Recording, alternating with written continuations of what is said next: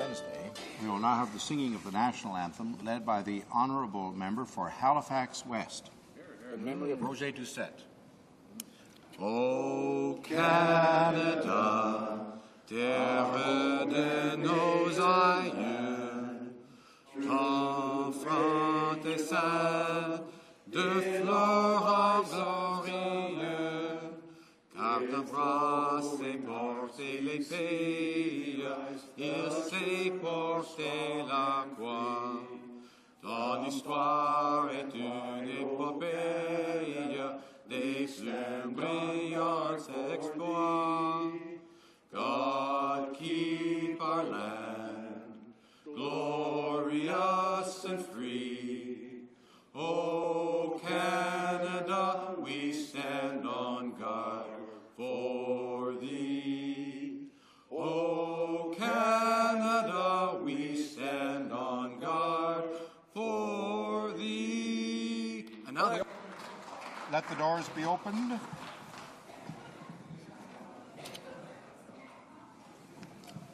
Order. À l'ordre. Déclaration. Statements by members. The honourable member for Calgary West. Mr. Speaker, Canada's government recently announced the deepest tax cuts in a generation. Wonderful. The economic statement announced last month proposes broad-based tax relief for individuals, families, and businesses of almost $60 billion. There will be a $14 billion reduction in the federal debt. Measured against the economy, the national debt has fallen to its lowest level in 25 years. The GST will be lowered to 5%. Business taxes have been reduced to make Canada more competitive and investment-friendly. Together, these measures will reduce personal income taxes by more than $400 for a typical family earning $80,000 a year. I'm proud to be part of this hard-working, focused government which is committed to lowering taxes. The honourable member for Thornhill. The United Nations General Assembly has lost its way in the Middle East. Its agenda has become politicized, its authority weakened. Again this year, some 20 resolutions are dedicated to singling out one member state for discriminatory treatment, Israel, without even a semblance of balance, undermining the UN's very legitimacy. Why does this government continue its incremental approach, acquiescing, indulging in this flawed, one-sided process that does nothing to bring about a peaceful resolution to the Arab-Israeli conflict? In November 2005, the previous Liberal government proposed a comprehensive review of these one-sided resolutions being rehashed every year with the goal of moving instead to a Canadian-initiated omnibus resolution at the General Assembly of the UN that would restore the balance and fairness in the process and be conducive to peace. I call on this government to introduce a Canadian resolution on the Middle East that will move to restore the credibility of the UN so that it can perform true to its mission of fairness and the rule of law. The honourable member for Verchères-les-Patriotes. Mr. Speaker, it's with great pleasure and pride that I pay tribute to Quebecer Russell Martin, who is visiting the Hill today. A member of the Los Angeles Dodgers since 2006, he's already shown that he is in the image of Roy Campanella and Johnny Roseborough, receivers who mark the history of this prestigious baseball team. In his second season in the major leagues, Russell Martin, who received the Rawlings Golden Glove Award, also got the Silver Slugger Award as Best Defensive Player. These honors crown a particularly rich year for Russell Martin, who also participated in the All-Star Game last July, opposing the best players from the American League and the National League, after having been chosen by over 2 million supporters. On behalf of my colleagues of the Bloc, I offer my congratulations to Russell Martin. Member for New Westminster, Coquitlam. We are in the middle of the 16 days of activism against gender violence and fast approaching. Order.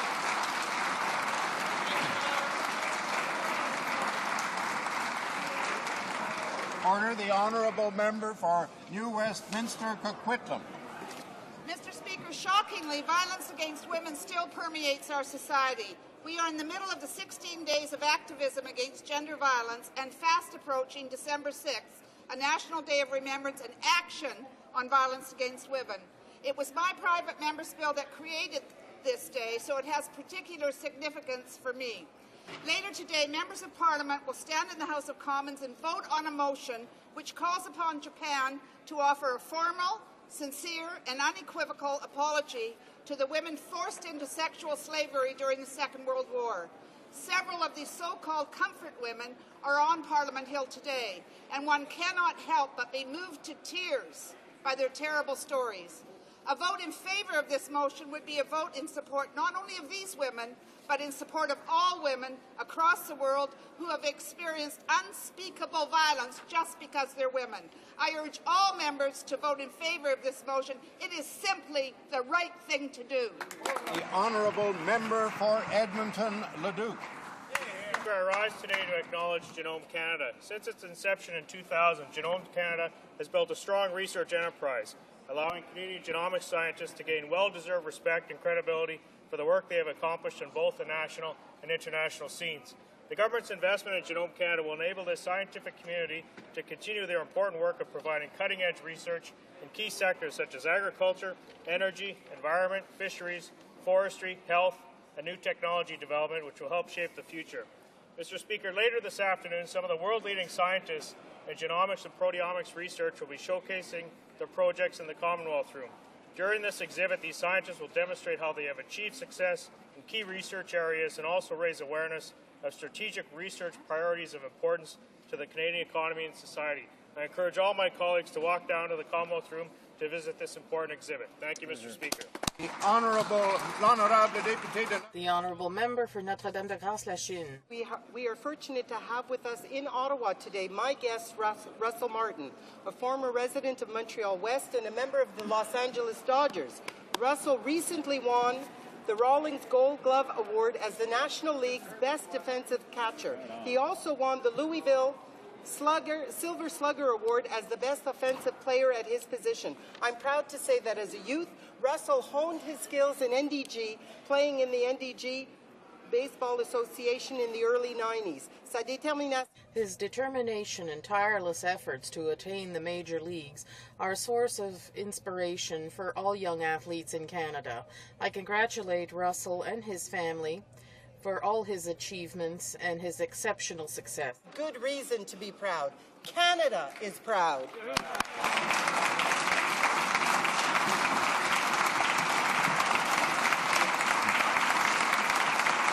The Honourable Member for Edmonton East.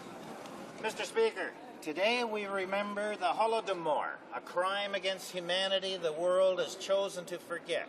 More than 7 million perished in Ukraine in a planned famine created by Stalin's despotic 1930s regime.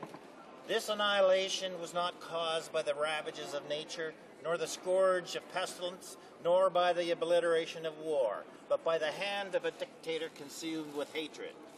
Why mankind wreaks death and destruction on its own in such unimaginable numbers might not even have the understanding given it by the Almighty in the hereafter. Ukrainians starved to death in the breadbasket of Europe are being remembered in ceremonies across Canada and around the world. We remember today the victims of the Holodomor, of the dark side of humanity, and by remembering, we help the world guard against those who would repeat such genocide. The Honourable Member for Beauharnois-Salaberry. Mr. Speaker, on November 6th, Mr. Roger Levert died at the age of 68. Mr. Levert was a municipal councillor for over 21 years in the city of Salaberry-de-Valleyfield. The Union of Municipalities of Quebec had honoured his 20 years of service as a municipal councillor. This affable man, passionate about his work, represented his voters and his neighbourhood with great energy without sparing any effort to respond to their needs. This was a man who was at the grassroots and always saw to the development of his neighbourhood and the quality of life of its residents. Roger was recognized for his frank talk, and he never spared any effort to find the best way. He was an honest and generous man, and everyone will miss him. We offer our condolences to his wife, Jeanne d'Arc, and his daughters, Sylvie and Nancy, and his sons, Danny and Roger Jr., the Honourable Member for Roberval-Lac-Saint-Jean. Mr. Speaker, as its name indicates, the Bloc cannot put any measures in place in the interests of Quebec. It simply talks, blocks, and denounces. As André Boisclair said, when you don't have the responsibility that comes with the exercise of power, you can say whatever you wish. In addition to going around empty-handed in Quebec, the Bloc cannot maintain a coherent vision of aid to the forestry and manufacturing sectors. The member for Chicoutimi-Le-Fjord and his colleagues voted against the throne speech that promised to help these sectors. Moreover, the Bloc says historically the federal policies harm Quebec's development, but the Bloc should apologize to Quebecers for its incapacity to act. Luckily, workers can count on Conservative members to keep our commitments because we have the means to act on behalf of Quebecers and Canadians. Mr. Speaker, today marks the 75th anniversary of humanity's descent into the abyss of the Holodomor, the famine genocide of Ukraine's rural population. 6 to 10 million were starved to death in the breadbasket of Europe. As the famine raged, Ukraine's lush countryside was denuded of its leaves and grasses as people ate anything that grew. One by one, 100 after 100, 1,000 after 1,000, million after million lay down their starved skin and bone bodies and became one with its fertile black soils, life extinguished. As millions starved, Stalin exported grains from Ukraine's fertile lands to the West, a West which, apart from a handful of brave politicians and journalists, turned its gaze away while eating the bounty, the bread from these starving lands. 75 years later, a genocide by attrition continues under our watch in Darfur. On the 75th anniversary of the Holodomor, let us pledge to those who have placed their trust in our leadership, Bish Nikoli, never again. The Honourable Member for Essex. 2 years ago, we ended Liberal corruption and mismanagement with a vote of non-confidence. No dithering, no abstaining. Absolutely. This Prime Minister, when opposition leaders stood up for Canadian families, demanding a clean government that kept its word and worked as hard as they did. You bet. Canadians trusted us to clean up Ottawa. We delivered. We passed the Federal Accountability Act to end corruption. And no more Liberal wild spending or giving the taxpayers the leftover crumbs. We've invested smartly in our provinces and the environment and gave billions back to seniors and families. No more Liberal surrender on our military. No more Liberal soft on crime. No more Liberal mistrust in parental child care. This government supports parents, troops, and tougher penalties for criminals. The Liberal lust for power will soon force Canadians back to the polls, but it won't force them back to a Liberal future. Together, we're building a stronger, safer, better Canada that's a player on the world stage. Happy second anniversary, Canadians! The Honourable Member for Nanaimo, Cowichan. Order. The 2008 North American Indigenous Games are called The Journey of a Generation, are coming to the Cowichan Valley thanks to Cowichan tribes. This event will bring young athletes from all around North America together to compete in games ranging from lacrosse to swimming to baseball, and Indigenous games including war canoe racing and hoop dancing. The games are also a cultural celebration.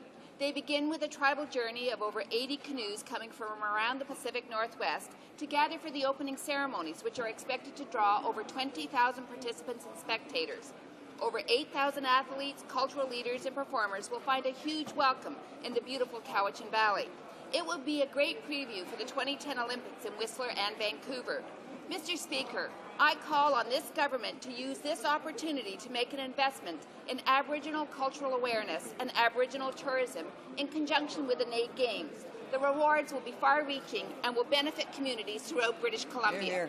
Honourable Member for Winnipeg South Centre. Thank you, Mr. Speaker. Mr. Speaker, this government's record on one-sided United Nations resolutions does not match its rhetoric. Last year, the Government of Canada failed to show a principled approach by continuing to acquiesce in this flawed General Assembly resolution process on the Middle East. Operations of the United Nations Relief and Work Agency for Palestinian refugees is an example of an anti-Israel resolution that this government supported. Not only does this resolution condemn Israel for its security measures, it falsely accuses Israel of attacking refugee children in UNRWA schools, and it does not condemn terrorists for using the UNRWA facilities. This week, Canada will be voting on this and many other resolutions condemning Israel. I urge the government to propose a single comprehensive resolution that would seek to advance the cause of peace and restore the integrity of the United Nations. That's right. Mr. Shefford. The Honourable Member for Shefford. Thank you, Mr. Speaker. Yesterday, during question period, the leader of the Bloc Québécois put 4 questions to the Minister of Justice concerning his discretionary power to stay the extradition of Mr. Schreiber. The minister limited himself to responding that the person concerned must have been found guilty or serving a sentence. Nothing could be further from the truth, Mr. Speaker. Section 42 of the Extradition Act says so. Yesterday, the House of Commons Council said that the minister can simply snap his fingers to stay the extradition, since this is a political decision. It's disgraceful for a Minister of Justice to act this way in the House of Commons, to dupe the population. What is the message he's communicating here? It means that the process will not be used to achieve our ends. How can we trust this minister who was elected under Brian Mulroney? Thank you, Mr. Speaker. North Vancouver. Mr. Speaker, I would like to welcome representatives from the Pulmonary Hypertension Association of Canada, PHA, and the Canadian Organization for Rare Disorders, CORD, to Ottawa today in recognition of PH Awareness Month. Pulmonary hypertension is a condition of high blood pressure in the lungs and affects up to 5,000 Canadians, men and women of all ages and ethnicities. There is currently no cure for PH, and untreated, PH will claim the lives of 50% of the patients within the first 2 years after diagnosis. 1 in 10 Canadians will be diagnosed with a rare disorder like PH, and there are approximately 5,000 such disorders in Canada. CORD is urging Canada to adopt a formal definition of rare disorder or disease and to create a Canadian orphan drug policy to respond to persons with rare disorders. My grandson, Dylan Hunter Bell, was diagnosed with PH at age 2 and passed away July 14th this year, the day after his 12th birthday. As a father and as a grandfather, I invite all Canadians to join in the fight for PH and for rare disorders. Thank you. The honourable member.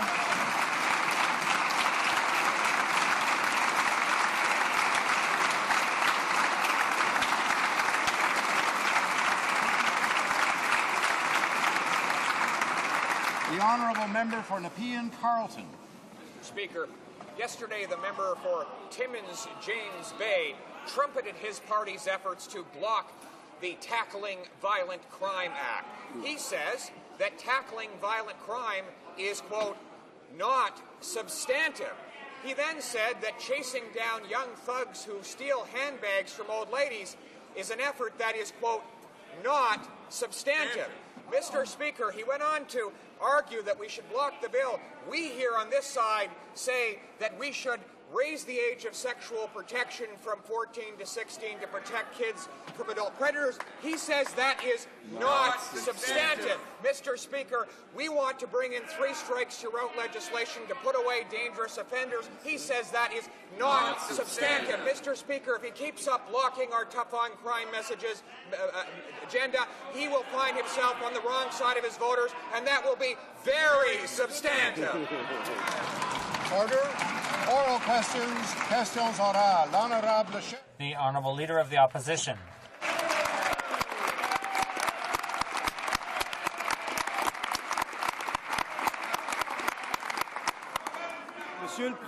Mr. Speaker, for his return to the country as a welcome gift, the Prime Minister received a motion from the National Assembly of Quebec unanimously rejecting his position internationally on climate change.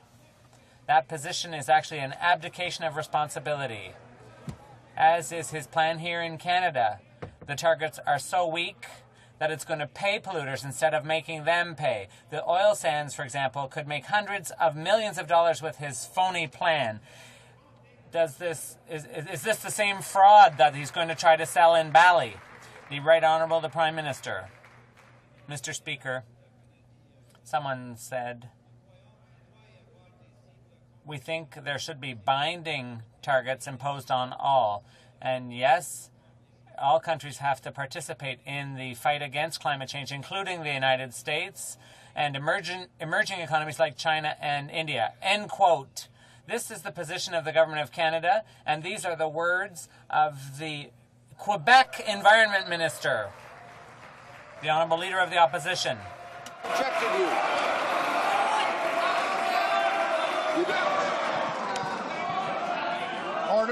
Order. The Honourable Leader of the Opposition has the floor now. The Prime Minister probably means that the Quebec Minister is contradicting herself, but it's he who's contradicting himself by not offering any serious plan to Canadians. Promoting a race to the bottom at the international, and here in Canada, 2 additional studies confirm once again that his plan here in Canada is a fraud. So I ask the Prime Minister, what is more embarrassing? What he's doing abroad or what he is doing here in Canada? Because I reject both, as do a majority of Canadians. The Right Honourable Prime Minister. Mr. Speaker, the Minister of Environment's plan has the first mandatory emissions reduction of greenhouse gases in Canada, 20% by 2020, 60 to 70% by 2050. But, Mr. Speaker, I was surprised to read upon coming back that the leader of the Liberal Party believed that this government should have signed on to a declaration at the Commonwealth that would have meant that greenhouse gas emissions would double over the next 50 years. Mr. Speaker, that's irresponsible and that is unacceptable to Canadians and to this government.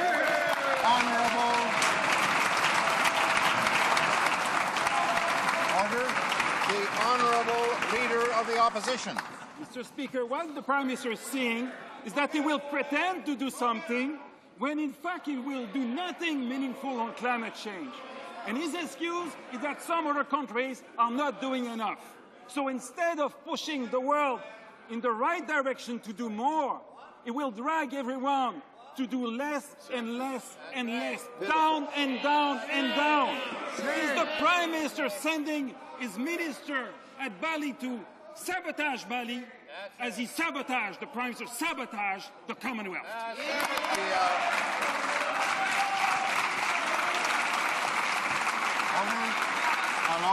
The Right Honourable Prime Minister. A question coming from a leader who raised greenhouse gas emissions 35% when he was in office. Mr. Speaker, our position is to lower greenhouse gas emissions, not to raise them.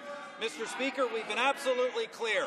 In order to reduce greenhouse gas emissions globally, we must have mandatory emissions targets for all major emitters. That is the position of the Government of Canada. Shamefully, it is not the position of the Liberal Party. That's the wrong position. It's the wrong position for Canada, the wrong position for the globe, and we're going to fight for a strong international agreement. The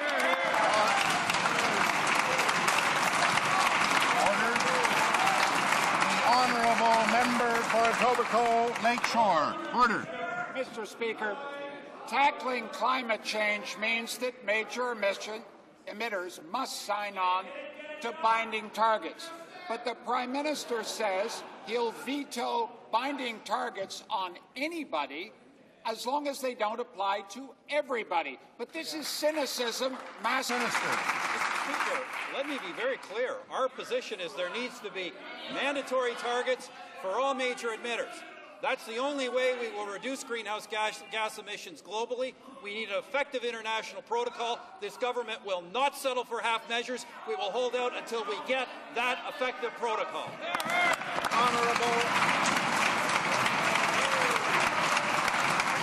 The Honourable Member for Etobicoke Lakeshore. Mr. Speaker, under that approach, we'll get no measures at all. Le réchauffement planétaire. Climate change and global warming will devastate the poorest countries. It will increase conflicts related to resources. It will aggravate water shortages. And it will increase famine and desertification. In Bali, what is the Conservative government going to do concretely and specifically to help those poor countries? The Honourable Environment Minister. do something different than the Liberal Party. We're going to cut greenhouse gas emissions absolutely in Canada, and we're going to go to Bali and work to secure an agreement where all major emitters are going to be required to reduce greenhouse gases. It's interesting that this member would ask a question. This is the Deputy Leader of the Liberal Party who said that the man sitting beside him, the former Minister of the Environment, didn't get it done. The Honourable Member for Laurier Sainte Marie. Order. Mr. Speaker, following a question that was asked a bit earlier, the Prime Minister suggested that the government of Quebec had the same position as him on climate change. And so I'm going to read the motion, the resolution of the National Assembly, which says that the National Assembly expresses its disagreement on the Government of Canada's position on climate change. Does the Prime Minister consider that when the National Assembly unanimously expresses its disagreement, that it means that they think the same way he does? The Right Honourable Prime Minister. Mr. Speaker, I was quoting the position of the Environment Minister of Quebec, who said that all major emitters in the world have to have binding targets. That's the position of the Government of Canada. And any other position won't reduce greenhouse gas emissions. And it's irresponsible. The Honourable Member for Laurier Sainte Marie. What's irresponsible, Mr. Speaker, is when he was Leader of the Opposition, throughout the entire debate on Kyoto, while the Bloc was putting pressure on the Liberals for it to be accepted, he was putting pressure on them to refuse it, to protect the oil companies, saying that it was all socialist. Will he ultimately admit that what he did on the other side was exactly the same thing? Being a hypocrite, just as hypocritical as when the tables were turned. The Right Honourable Prime Minister. Mr. Speaker, this Conservative government put an end to subsidies for oil sands. This government did that. Mr. Speaker, while it's been here, the Bloc Québécois, for years, has not reduced any emissions of greenhouse gases. On the contrary, Mr. Speaker, the only thing the Bloc is able to do is to produce hot air here in the House of Commons. The Honourable Member for Rosemont-la-Petite-Patrie. Mr. Speaker, the fact is that the National Assembly of Quebec stood up today, and the Bloc Québécois will stand up next week in Bali. Is that not precisely why the Conservatives refuse to invite the opposition parties to Bali? Because they're afraid that we're going to stand up on this side of the House and we're going to unmask their strategy to the whole world, their strategy which is to help oil companies instead of the environment. The Honourable Minister of the Environment. Mr. Speaker, this government is taking action in a number of ways. We're regulating major industries, which is something that's never been done before. We're working very hard with the provinces. We've given $350 million to Quebec to help them implement their climate change plan. That's something that the Bloc has never done in 13 long years, Mr. Speaker. The Honourable Member for Rosemont-la-Petite-Patrie. Mr. Speaker, the fact is that the government's approach is unacceptable. The question is simple. Will the government drop its fatalistic approach, which is to do nothing? And will they fulfill their responsibilities like France has done, invite their partners to the international table and commit to binding targets on climate change? The Honourable Minister of the Environment. Mr. Speaker, it's very important for any agreement on climate change to include targets for everyone, not just Europe and Canada, but also the United States, countries like China, India. That's the position of this government. That's the position of Lynn Beauchamp, the Quebec Environment Minister, and it's also the position of André Pratt from La Presse. Only the Bloc Québécois would prefer to do nothing, We are taking action here in Canada and all across Canada. The Honourable Member for Toronto Danforth. Mr. Speaker, it's very serious for a minister to mislead a committee of the House.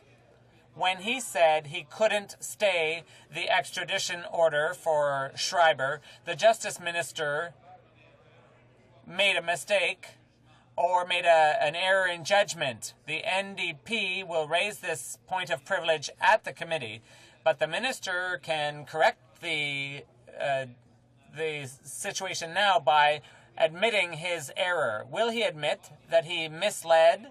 Will he admit that he truly has the power to stay the extradition order? The Honourable Minister of Justice. We do no such thing. We all get legal advice on these matters, Mr. Speaker. I did indicate to the committee, Mr. Speaker, that I would cooperate, and I see that they've taken a process in place that was suggested by me yesterday, and indeed was suggested by his own member, the member for Winnipeg Centre. The Honourable Member for Toronto Danforth. Speaker, that answer is simply not good enough. The facts are very simple. Everyday Canadians are tired of the scandals of the Conservatives, the Liberals, the Conservatives back and forth, and they're tired of the delaying tactics. Let's look at the facts. Mr. Schreiber is coming to the committee tomorrow, but he's being extradited the very next day. Now, Mr. Speaker, the terms of reference for the inquiry won't even be available until the 11th of January. Now, the minister says he doesn't have any powers to stop the extradition, but the facts are clear. He has those powers. Does this minister truly intend to face this House on this matter? That's my question. The Right Honourable Prime Minister. Speaker, I'm not sure what the ultimate question of the Leader of the NDP is. The Minister of Justice will obviously not comment, and neither will anybody in the government comment on an issue that is before the courts. In terms of the hearings tomorrow, the Minister of Justice has been completely cooperative in that regard. I think we're all very interested to hear the testimony, and I do hope that those hearings tomorrow will be a credit to Parliament. Honourable Member for London West. Order. Mr. Speaker, the Minister of Justice showed utter contempt for Parliament when he refused to use the power clearly available to him and to him alone under the Extradition Act. Just think of that. Parliament had to trump the Minister of Justice to ensure the appearance of Karl-Heinz Schreiber before the Ethics Committee. But after the Ethics Committee is done, what assurance is there that Mr. Schreiber will stay in Canada to appear before a public inquiry? Will the minister do his duty, or is he determined to silence Schreiber and ship him out of the country before the public inquiry can be held? The Honourable Minister of Justice. Yesterday, the legal advice that I received from the Liberal Party was to the effect that I was to deliver someone else's client without a bail hearing from a provincial correctional institute. They finally have taken the advice of the member for Winnipeg Centre, and Mr. Speaker, I think they should let that process take place. The Prime Minister has set in place a process for a public inquiry. Yesterday, Mr. Speaker, we were served by the Counsel for the Individual with an application for a stay leave, and that'll be heard on Friday. Honourable Member for London West. Well, Mr. Speaker, the minister claims he doesn't have the power to effect the surrender order to send Mr. Schreiber to Germany. But if that's true, by what power did the minister act to prevent Schreiber being shipped to Germany before December 1st? Where is that authority in the law? And if it can be used for December 1st, why can't it also be used to keep Schreiber in Canada until he testifies at a public inquiry? If the minister did it once, why not again? Why not for the public inquiry? Honourable Minister. The Honourable Minister of Justice. I have no intentions, Mr. Speaker, with interfering with the processes either of the committee of the House or indeed the court proceeding, as I indicated, will be taking place before the Court of Appeal on Friday. Now, I received a lot of legal advice. A couple of weeks ago, they wanted me to release tax information on an individual. But no, I appreciate getting legal advice from the Liberal Party because usually that's what you're not supposed to do. The Honourable Member for West Nova. Order, please. Mr. Speaker, Section 42 of the Extradition Act is very clear. It says, and I quote, "The Minister may amend a surrender order at any time before its execution." As the legal counsel to Parliament said yesterday, it's not a long sentence, it's not a complicated sentence. Section 42 of the Act is crystal clear and gives the Minister all the authority he needs. The Minister's denials are patently false. Why won't he ensure Schreiber stays for the public inquiry? Why is he so determined to shut him up and ship him out? Right. The Honourable Minister, order. The Honourable Minister of Justice, order. Mr. Speaker, yesterday they were all in a lather about getting an individual before a committee of Parliament, Mr. Speaker, with the help of the Speaker's warrant. Apparently that individual is on his way. So you'd think that they'd be happy about that. Apparently not. They wanted a public inquiry. When they got a public inquiry, they weren't happy about that. This individual has legal advice. The matter is being heard before the Court of Appeal on Friday, and we should let that take its course. The Honourable Member for West Nova. Let's now consider Section 40 of the Extradition Act that gives the Minister the complete authority to make the extradition subject to, quote, any conditions the Minister considers appropriate. Is that right? Why does the Minister not consider it appropriate to make the surrender of Karl-Heinz Schreiber specifically conditional upon his remaining physically present in Canada for as long as it takes to testify under oath at a public inquiry and parliamentary committee? Yes, Rob. Or will it be necessary for Parliament to again trump the Minister to keep Schreiber from being silenced by this Mulrooney-infested government? That's right.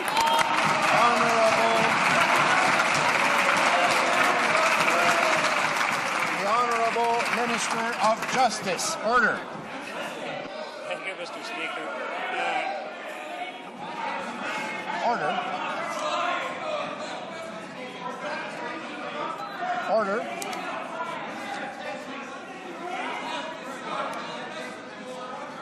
Order. We're wasting a lot of time today.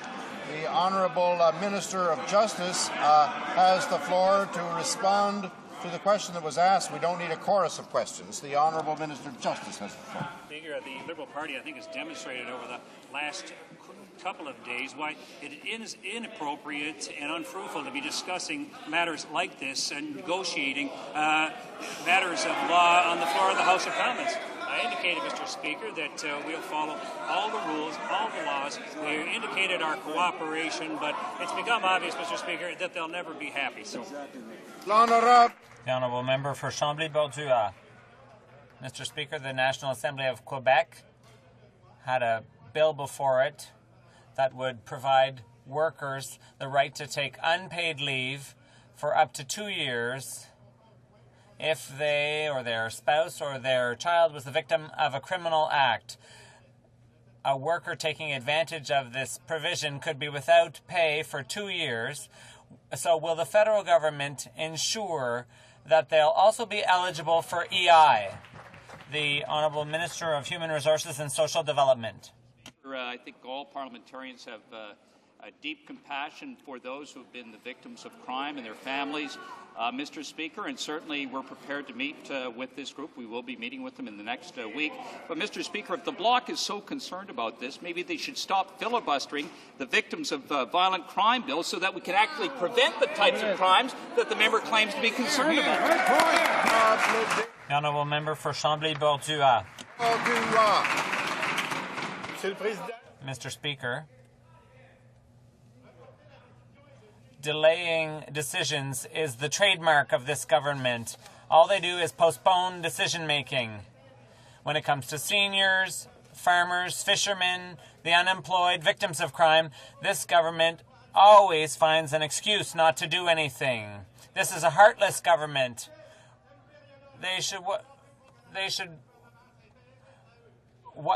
Is this government only interested in Shell, Imperial Oil, and so on? The Honourable Minister. Speaker, I simply have to point out that it's the Bloc that is filibustering, can't make a decision on the Victims of Violent Crime Bill, Mr. Speaker, which blocks justice for thousands of Canadians who don't want to be victimized by criminals in this country. And I have to point out, Mr. Speaker, the entire time the Bloc has been here, they've never made a decision that's benefited Canadians. They can't. They're forever in opposition. The Honourable Member for Richmond Arthabaska.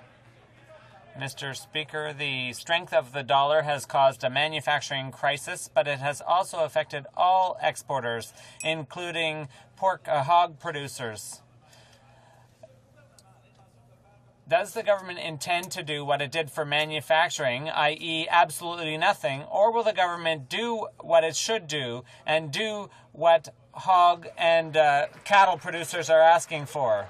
The Honourable Minister of Natural Resources, rather. Excellent discussions with the hog industry across this great country. They've come forward with some proposals. I've taken them to my department officials. They're getting back to me by the end of this week. We're working with the provinces across the country, with industry itself, to come up with solutions that the Bloc never could, Mr. Speaker. The Honourable Member for Gaspésie, Île-de-la-Madeleine. Mr. Speaker, the strength of the dollar is also affecting fishermen's revenue. The minister raised expectations by making promises in Quebec at the end of 2006, but by the end of 2007, what's he waiting for to come up with a strategy for the fisheries, which has an added problem being the strength of the dollar? What's the minister waiting for before coming up with an assistance plan, which has been promised for over a year now? The Honourable Minister of Fisheries and Oceans. We had a tremendous meeting in Quebec in rural renewal several months ago. A report on that meeting has been presented to the Minister in Quebec. I met with him last week. We're working very closely together, as we are with other fisheries ministers, to make sure that we look after the people for whom we're responsible, and that includes the fishermen in Quebec. Honourable Member for Vaughan. By now, the government should have realized that Canada is facing a manufacturing crisis. As a result, thousands of jobs have been lost, countless plants are forced to close their doors. Yet this government does not seem to care about the impact that this is having on Canadian workers, businesses, and families in communities and regions throughout our country. I say this, Mr. Speaker, because no plan has been laid out and no strategy has been put forward. I want to ask the Minister, why is this government giving up on such an important sector of the Canadian economy? The Honourable Minister of Finance. Well, it's unfortunate, Mr. Speaker. It's unfortunate, Mr. Speaker, that the member opposite has not read Advantage Canada, which is the economic plan for Canada, that he's failed to note the accelerated capital cost allowance that we did in March this year, $1.3 billion to assist manufacturers, the historic tax reductions that we did on October 30th. Now, we do need tax reductions. We need them in Ontario. As Jack Mintz said yesterday from the Rotman School of Management, he said, Ontario is one of the highest effective tax rates on capital, not just in Canada, but around the industrialized world. The Ontario government has not understood that its policies have hurt capital. The Honourable Member for Vaughan. Mr. Speaker, I'm quite aware of the disadvantage that that workers and businesses in the manufacturing sectors have obtained as a result of this Conservative government. And all over this country, people are losing their jobs, and it is not right to keep repeating that employment rates are high when in the manufacturing sector they are falling. It is not right to declare that the government is achieving positive results when more plants are going to close and more jobs are going to be lost. Is the minister telling Canadian workers and Canadian business and families that they should give up on management? The Honourable Minister of Finance. Not at all, Mr. Speaker. What we're saying, of course, is that the Government of Canada has taken dramatic steps to reduce the taxation burden on business in Canada. The accelerated capital cost allowance, eliminating the federal capital tax, which the province of Ontario, Quebec, Manitoba haven't done yet. These are important steps. Relax for a while, Ralph. I'll get you. These are important steps that need to be taken in order to reduce the tax burden on businesses so that they can reinvest and prosper in Canada.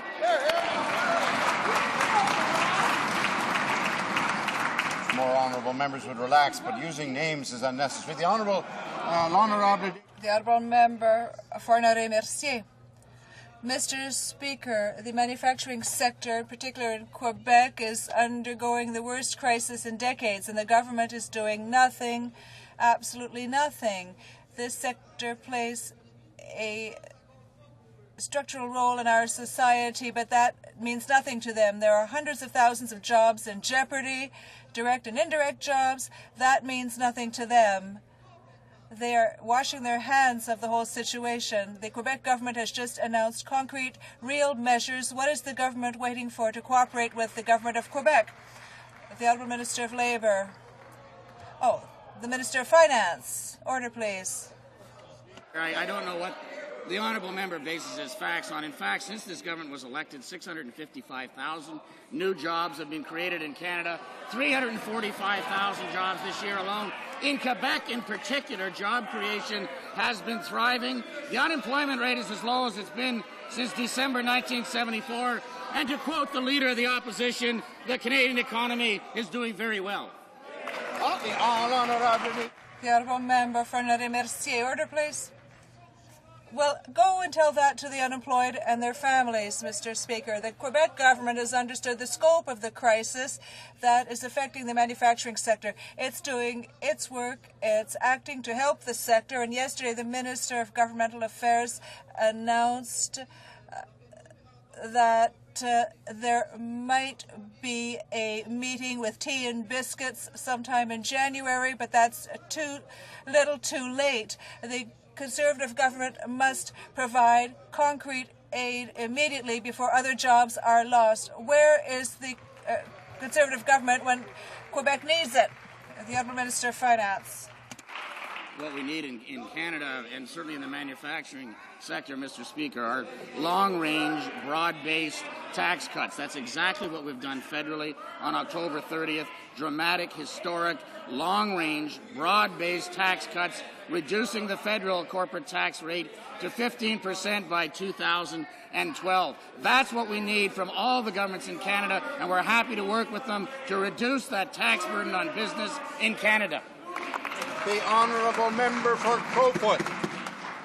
Mr. Speaker, yesterday Israeli Prime Minister Ehud Olmert and Palestinian Authority President Mahmoud Abbas agreed to resume long-stalled peace talks.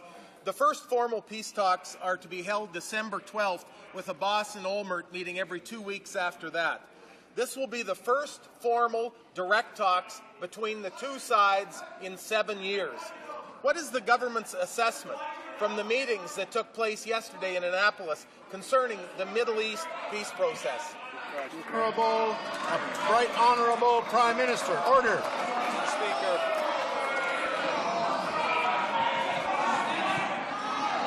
Order. Order. Order.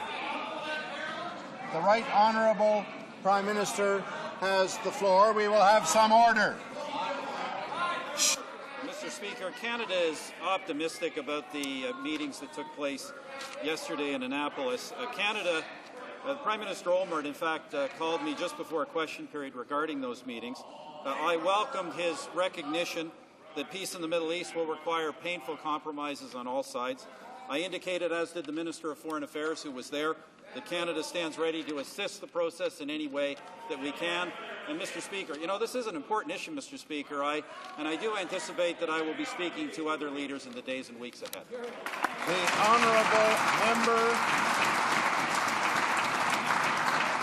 Honourable Member for Trinity Spadina.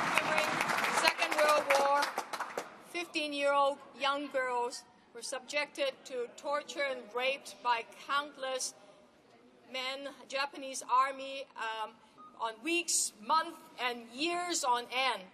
And there are over 200,000 of these women that have been suffering through this kind of torture.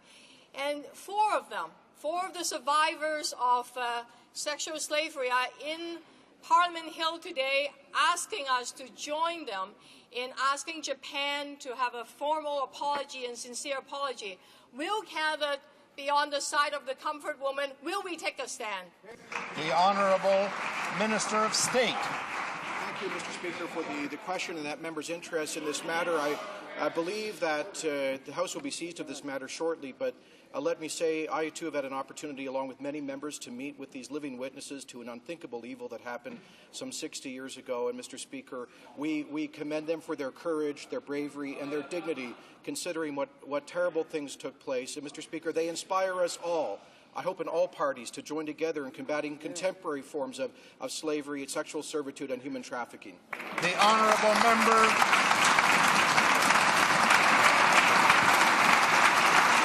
The honourable member for Trinity Spadina. Mr. Speaker, I have faith that all ordinary Canadians, all members of Parliament will join together and say no to violence against women and support the Comfort Women. And in the words of some of the victims, 為安撫係希望係追求公義同和平. What I just said is that rewriting history is not the answer to a lasting peace, and is not the answer to justice and to reconciliation. So when will the Prime Minister publicly ask and encourage the government of Japan to formally and sincerely apologize to these Comfort Women? Honourable Minister of State. Mr. Speaker, we know that the Prime Minister and the current and former foreign ministers have raised and discussed this matter with their counterparts in Japan. We in Canada clearly believe that as Canadians we acknowledge moments of injustice in our own history. But, Mr. Speaker, these women come to this country with a story that needs to be heard. Because we need to learn from the lessons of history to ensure that they are not repeated. We need to do everything we can to be inspired by them, to redouble our efforts in fighting similar kinds of violence against women, against children, to ensure that these things never again occur. The honourable member for Madawaska, Restigouche.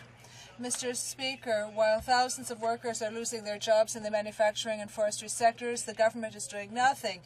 The proof, in 7 working days, the pilot project implemented by the Liberal government to give up to 5 additional weeks of unemployment will come to an end. Workers, including those in the seasonal industries, are about to experience very difficult times because of the Conservative government. Will the Minister do the only thing that should be done and not wait one more day and make this pilot project permanent? The Honourable Minister of Human Resources and Social Development. Acknowledge that in parts of the country there are very serious difficulties for workers to find full-time, year-round employment, and this is not lost on this party, Mr. Speaker. We're looking for various ways to make sure that we provide support to these workers, and we will consider this request in the context of these very difficult times for workers in those areas. The honourable member for Madawaska, Restigouche. Mr. Speaker, the Conservative government has not understood a thing. It's unacceptable that workers have to kneel down before this government to ask for help to let their families survive. This is a poisoned Christmas gift. That is, they're getting nothing. The pilot project added 5 extra weeks, and this worked throughout the country. It's urgent. There are only 7 days left, and it's unacceptable to put the families through this. Will the Conservative government reinstate this excellent Liberal measure immediately?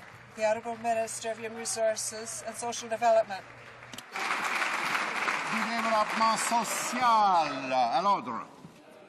Well, Mr. Speaker, the member has heard my response. I've made it very clear that we are very concerned about the situation that these workers are in, Mr. Speaker, but it's unacceptable for the member to suggest that this government isn't doing a lot for workers.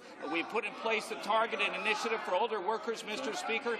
We are investing more in training than any government in Canadian history, Mr. Speaker, to take advantage of the hottest job market in Canadian history. Mr. Speaker, the path from poverty is employment. We're making sure that people are getting jobs. The honourable member for Thunder Bay, Rainy River. Mr. Speaker, this government's ignorance on the economic development front is not only impacting manufacturing, it's also hurting the pork and beef industries. High feed and fuel costs, dropping prices, and the rise of the dollar have Canadian producers facing a crisis that could see the collapse of these industries. Jobs will be lost and farmers will become bankrupt. When will the government start to help them? Honourable Minister of Agriculture and Agri-Food. Well, Mr. Speaker, we had a fulsome discussion at the Fed Prov meetings in Toronto some 10 days ago We worked with the parameters that the industry laid out for us, what they felt that they required in the near and the mid and the long term. We've started to address those issues, Mr. Speaker. We're checking them off one by one. The industry is quite happy with what we're doing. They know that we're offering them cash advances. They know that we have the NISA top-up, the $600 million available to them in January. Mr. Speaker, we always put farmers first. The honourable member for Thunder Bay, Rainy River. Mr. Speaker, farmers are not fools. They know that the government plan refers to is not even in place yet and won't be until April 1st, 2008. Plus, they know the only way that they can benefit from this program is if they put their own cash up front first. Some help. Mr. Speaker, this is not even close to the immediate assistance that pork and beef producers need. When will this government actually help these industries in crisis? Honourable Minister of Agriculture and Agri-Food.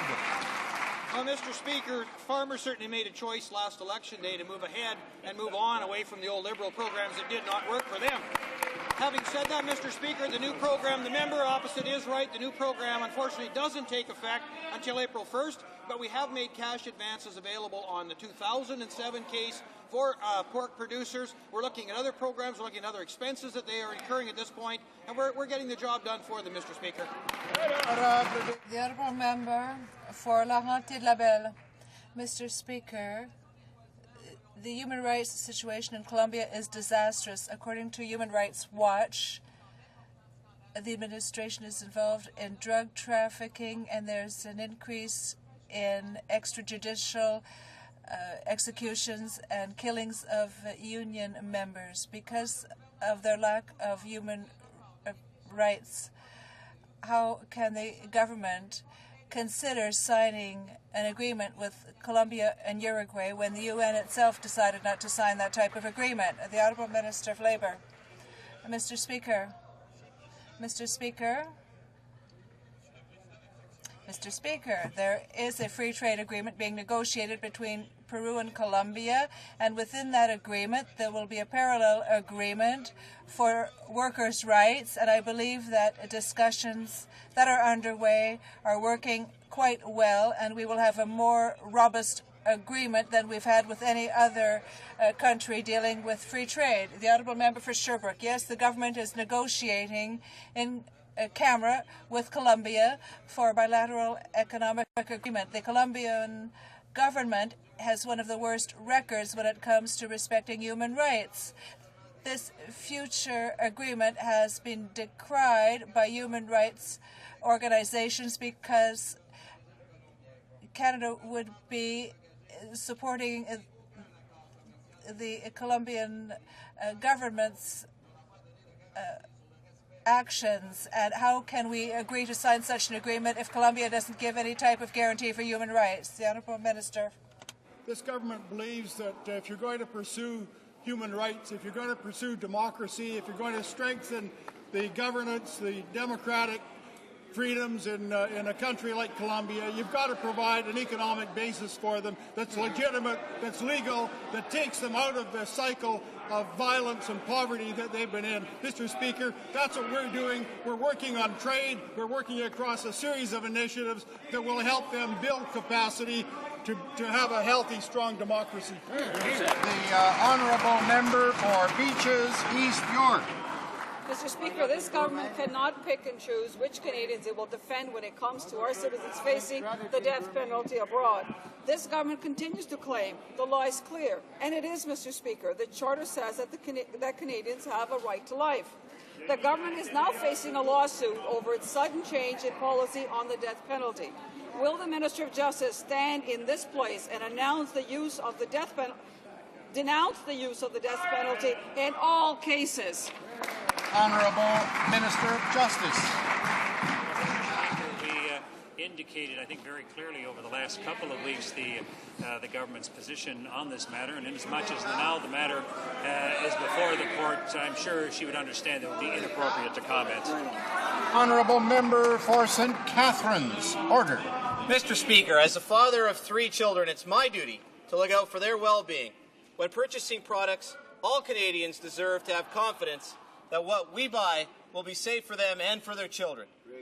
Parents want to know what their government is doing What action are they taking to ensure our children's safety? During the 13 long years of Liberal mismanagement, Mr. Speaker, not once did they take action on this issue. Will the Parliamentary Secretary to the Minister of Health please let us know what this government is doing on behalf of our children? Hear, hear. The Honourable Parliamentary Secretary to the Minister of Health. Thank you, Mr. Speaker, and I'd like to thank my colleague from St. Catharines for his excellent question.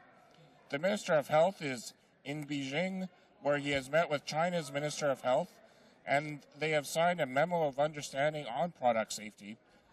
This will establish new mechanisms for information on issues such as regulatory requirements and testing procedures. This government is working to keep Canadian families safe. This government's getting the job done. Member for Ottawa Centre. Mr. Speaker, the situation in Darfur is getting worse again. In order for the UN peacekeeping mission to go ahead, they need helicopters. The UN Secretary General recently said the mission will be put at great risk if they do not receive the helicopters they need.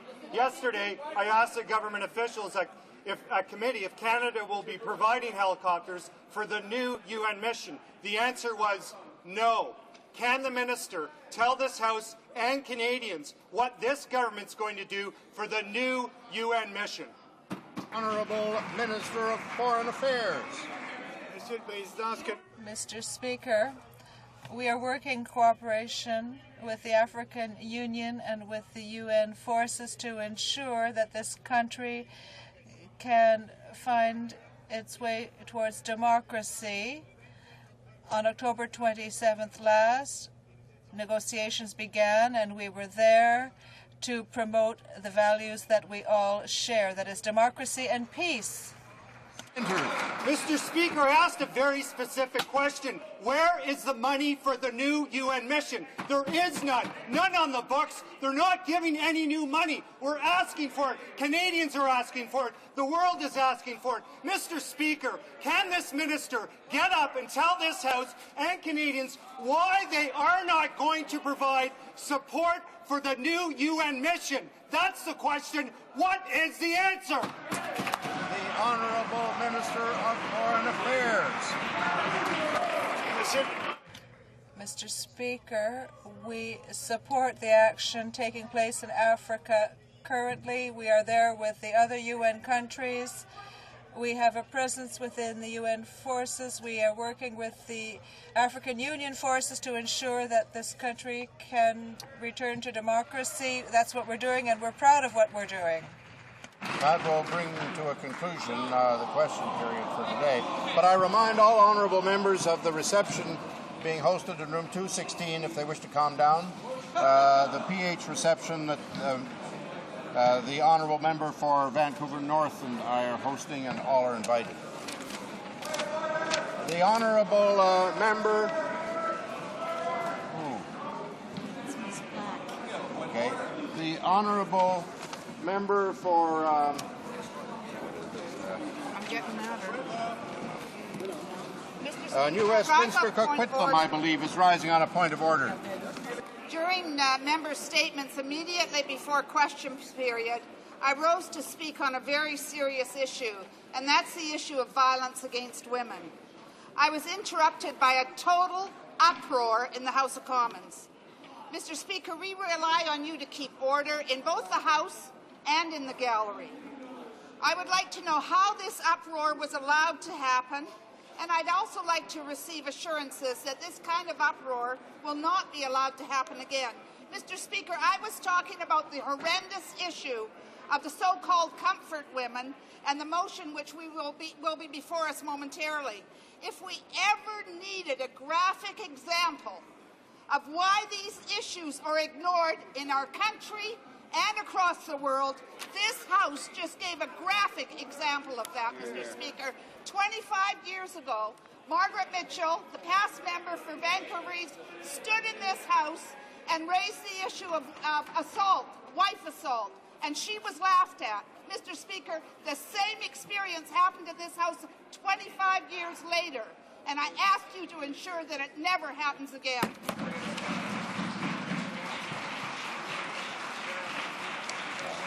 honourable member for New Westminster Coquitlam did get up, there was a round of applause in the House following the member's statement that had been made before. And so I stood up and waited until that had subsided and then called on her so she got her full 60 seconds. She says she wants me to stop uproars in the House. I do my best. But all we have to do is sit here through a Wednesday question period as we've just done, and I think there were numerous uproars in the House throughout the time, despite my efforts to quell these disturbances.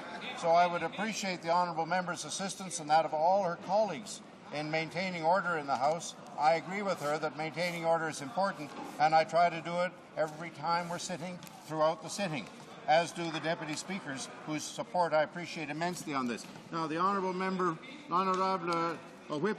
The honourable whip of the NDP has a point of order as well. I would like you to go and check the blues of how the whole Parliament stand up for somebody in the gallery. Last week, we had the same experience with the Minister of Environment referring to somebody in the House of Commons. That's what it creates, and it takes away privilege of members of Parliament in this House of Commons that get paid to come here and do a job, and it's your responsibility to have the order of this House, and I want you to check the blues.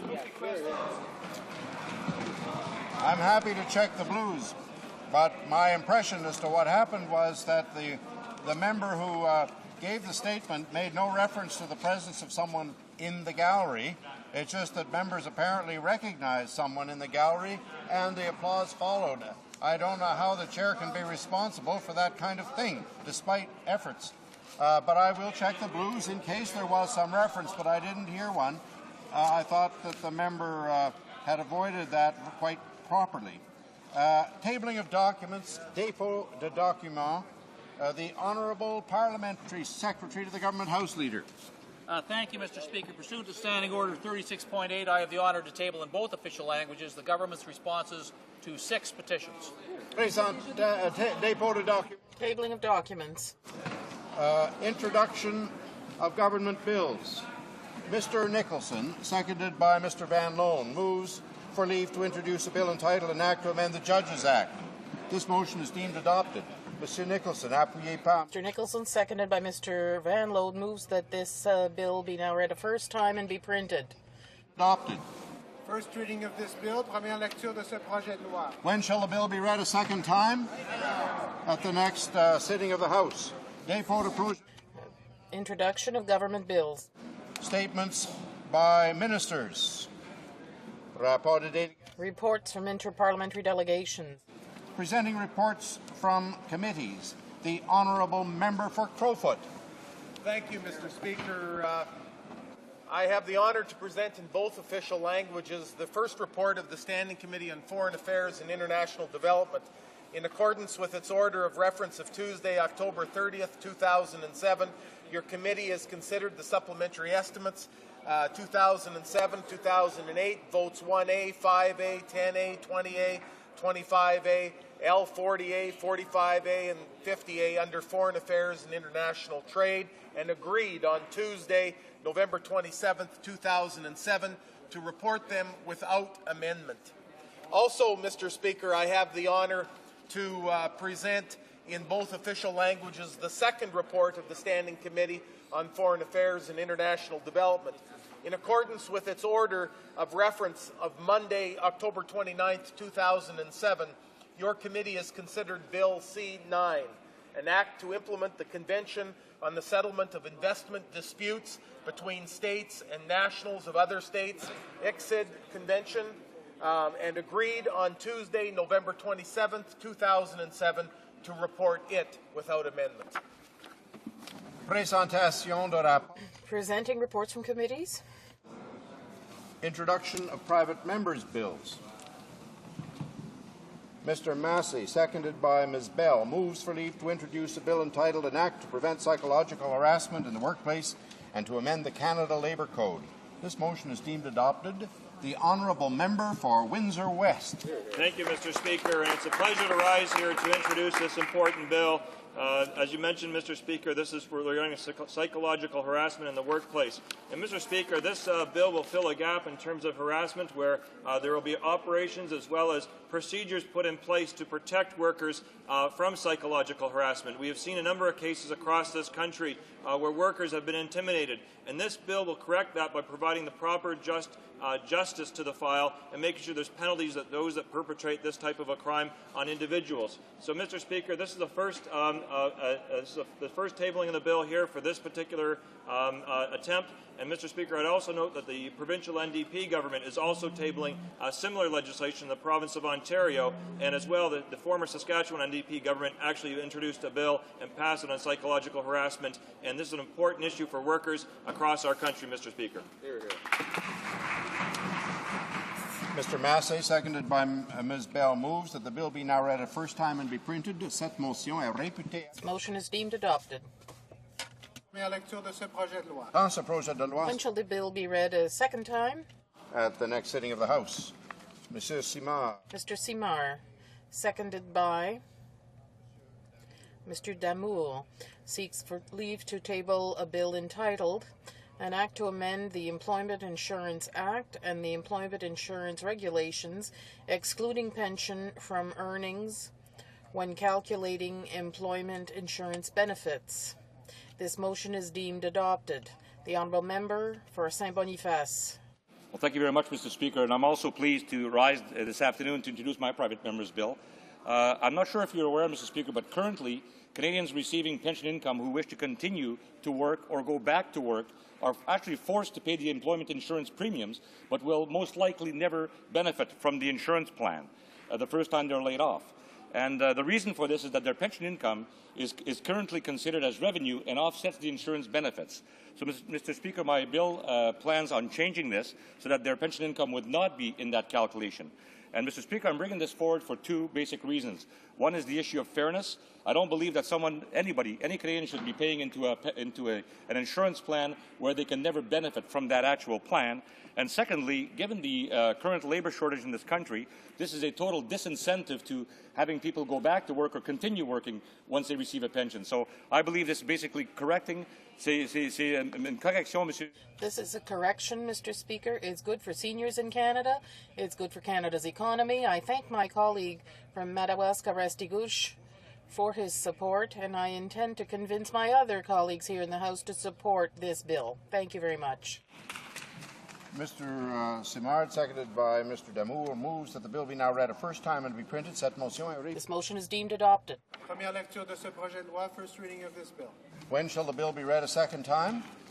At the next sitting of the House. Dépôt de projet de loi. Introduction of private members' bills. First reading of Senate public bills. Motion. Motions. Motion. Motions. The honourable member for Trinity Spadina is rising on a motion. Mr. Speaker, there have been consultation with all parties, and I believe that if you seek it, you will find unanimous consent to put the following motion, which I will move, seconded by the honourable members from Haliburton, Kawartha Lakes, Brock, and Scarborough-Rouge River, and Vaudreuil-Soulanges, that in the opinion of this House, during its wartime occupation of Asia and the Pacific Islands from the 1930s through the duration of World War II, the Imperial Armed Forces of Japan officially commissioned the acquisition of young women for the sole purpose of sexual servitude, who became known as comfort women, and two, that some Japanese public officials have recently expressed a regrettable desire to dilute or rescind the 1993 statement by Chief Cabinet Secretary Yoon-hee Kono on the comfort woman, which expressed the government's sincere apologies and remorse for their ordeal. And that three, that Japan has made progress since 1945 in recognizing and atoning for its past actions, and for many decades have been a major contributor to international peace, security, and development, including through the United Nations. And 5, that the Canada-Japan alliance continues to be based on shared vital interests and values in the Asian-Pacific region, including the preservation and promotion of political and economic freedoms, support for human rights and democratic institutions, and the securing of prosperity for the people of both countries and the international community.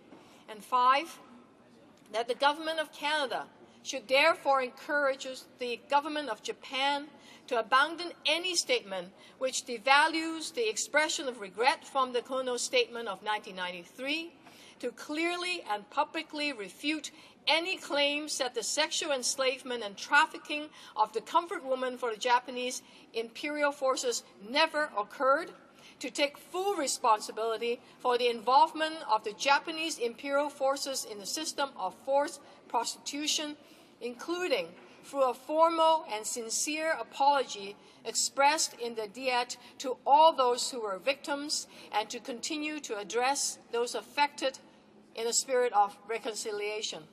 Thank you, Mr. Speaker.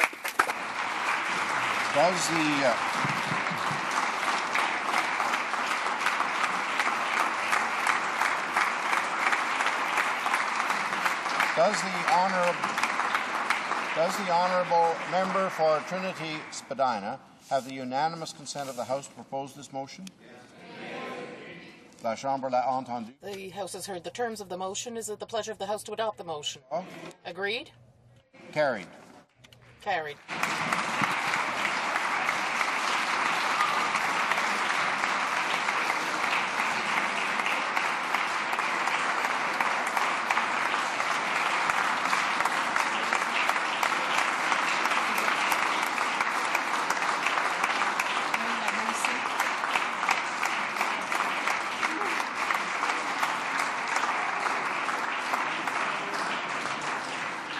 Motion. Motions. Petitions. The l'honorable député de Laval. The honourable member for Laval Centre. Oh no, pas la centre, pas centre. I'm sorry, not centre. Laval-les-Îles, rather. Sorry. Mr. Speaker, I would like to table this petition from hundreds of residents of Laval-les-Îles and the environing region to the Minister of Transport. The citizens who signed are inconvenienced by the noise from planes at Trudeau Airport between 11 p.m. and 7 a.m. every day, following changes in runways. This excluded the representatives of the City of Laval, and we ask that the routes be changed back to what it were before the advisory committee changed them. The presenting petitions. L'honorable député The honourable member. Questions inscrites au feuille. Questions on the order paper. Secretary to the Government House Leader. Thank you, Mr. Speaker. Mr. Speaker, would you be so kind as to call starred question number Q73? Start question Q73. The Honourable Parliamentary Secretary. Thank you once again, Mr. Speaker. Mr. Speaker, due to the length of the answer, I ask that it be printed and answered as if read. Agreed? Agreed and so ordered. The Honourable Parliamentary Secretary. Thank you, Mr. Speaker. Mr. Speaker, if questions number Q57, Q85, and Q89 could be made orders for returns, these returns would be tabled immediately. Is it agreed that questions Q57, Q85, and Q89 be made orders for return? Agreed and so ordered. The Honourable Parliamentary Secretary. Lastly, Mr. Speaker, I ask that the remaining questions be allowed to stand. Agreed and so ordered. Avis de motion portant production de documents. Notice of motion. Thank you once again, Mr. Speaker. Mr. Speaker, pursuant to Standing Order 36.8. I'm sorry, Mr. Speaker. I'm just asking if the notices of motions for the production of papers could be allowed to stand. Agreed. So ordered. Before we proceed to orders of the day, I wish to give a ruling on a matter before the House. Les députés se souviendront. Members will recall that on October 16, 2007, the chair made a statement reminding members that our standing orders provide for the continuance of private members' business from session to session within a parliament.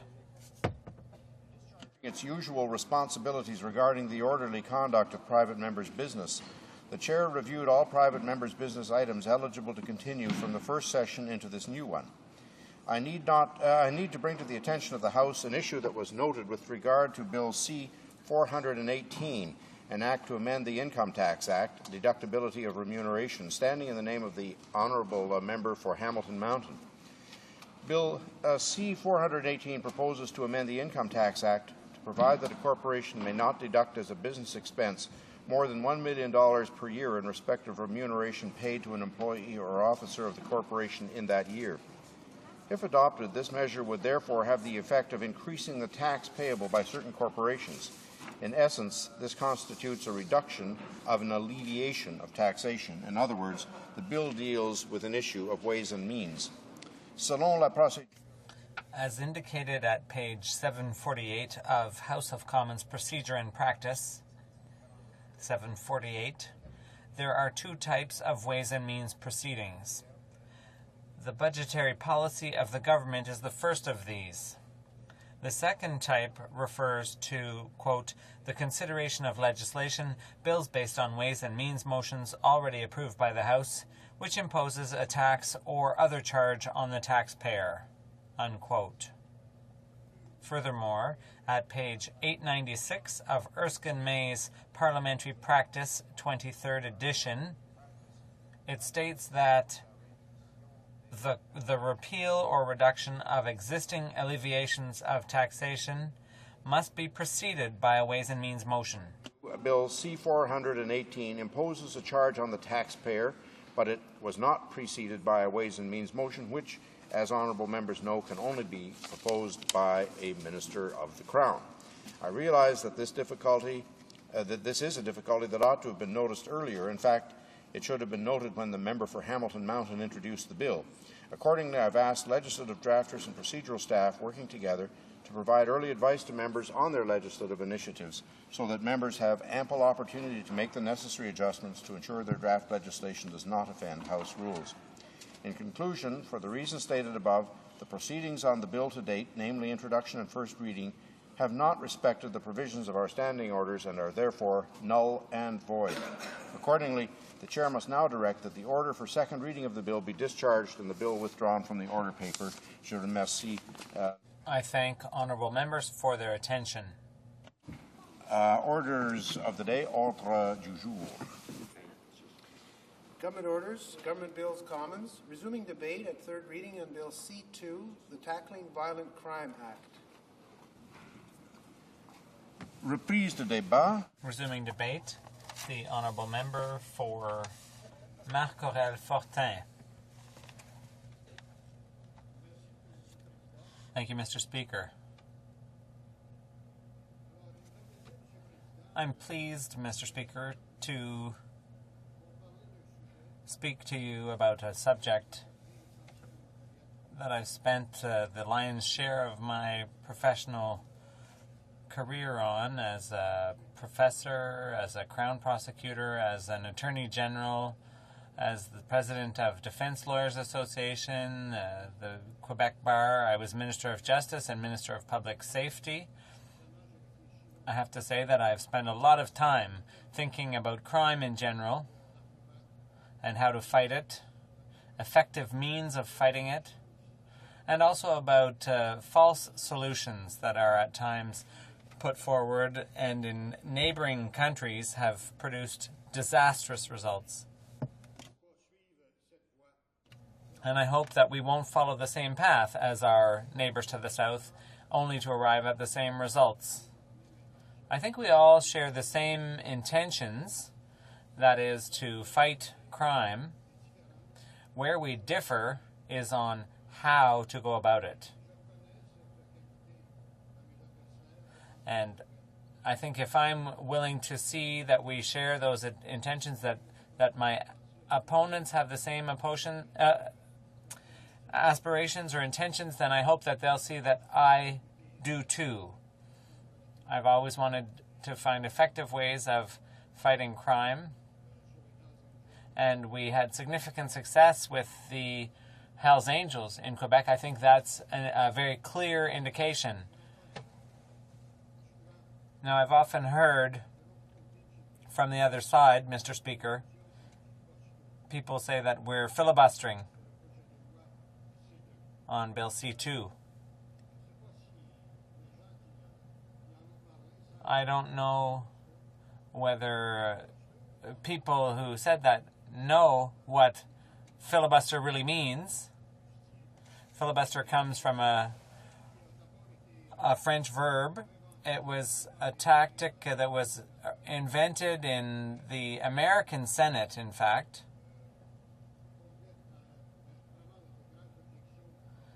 There was a U.S. senator who had serious objections to legislation, and since there were no limits on how long you could speak, which we do now, it's thanks to him that we do now have limits on how long you can speak, but this U.S. senator decided to talk endlessly, and he read out quotes endlessly. Now we have limits, and we have time limits for our speeches.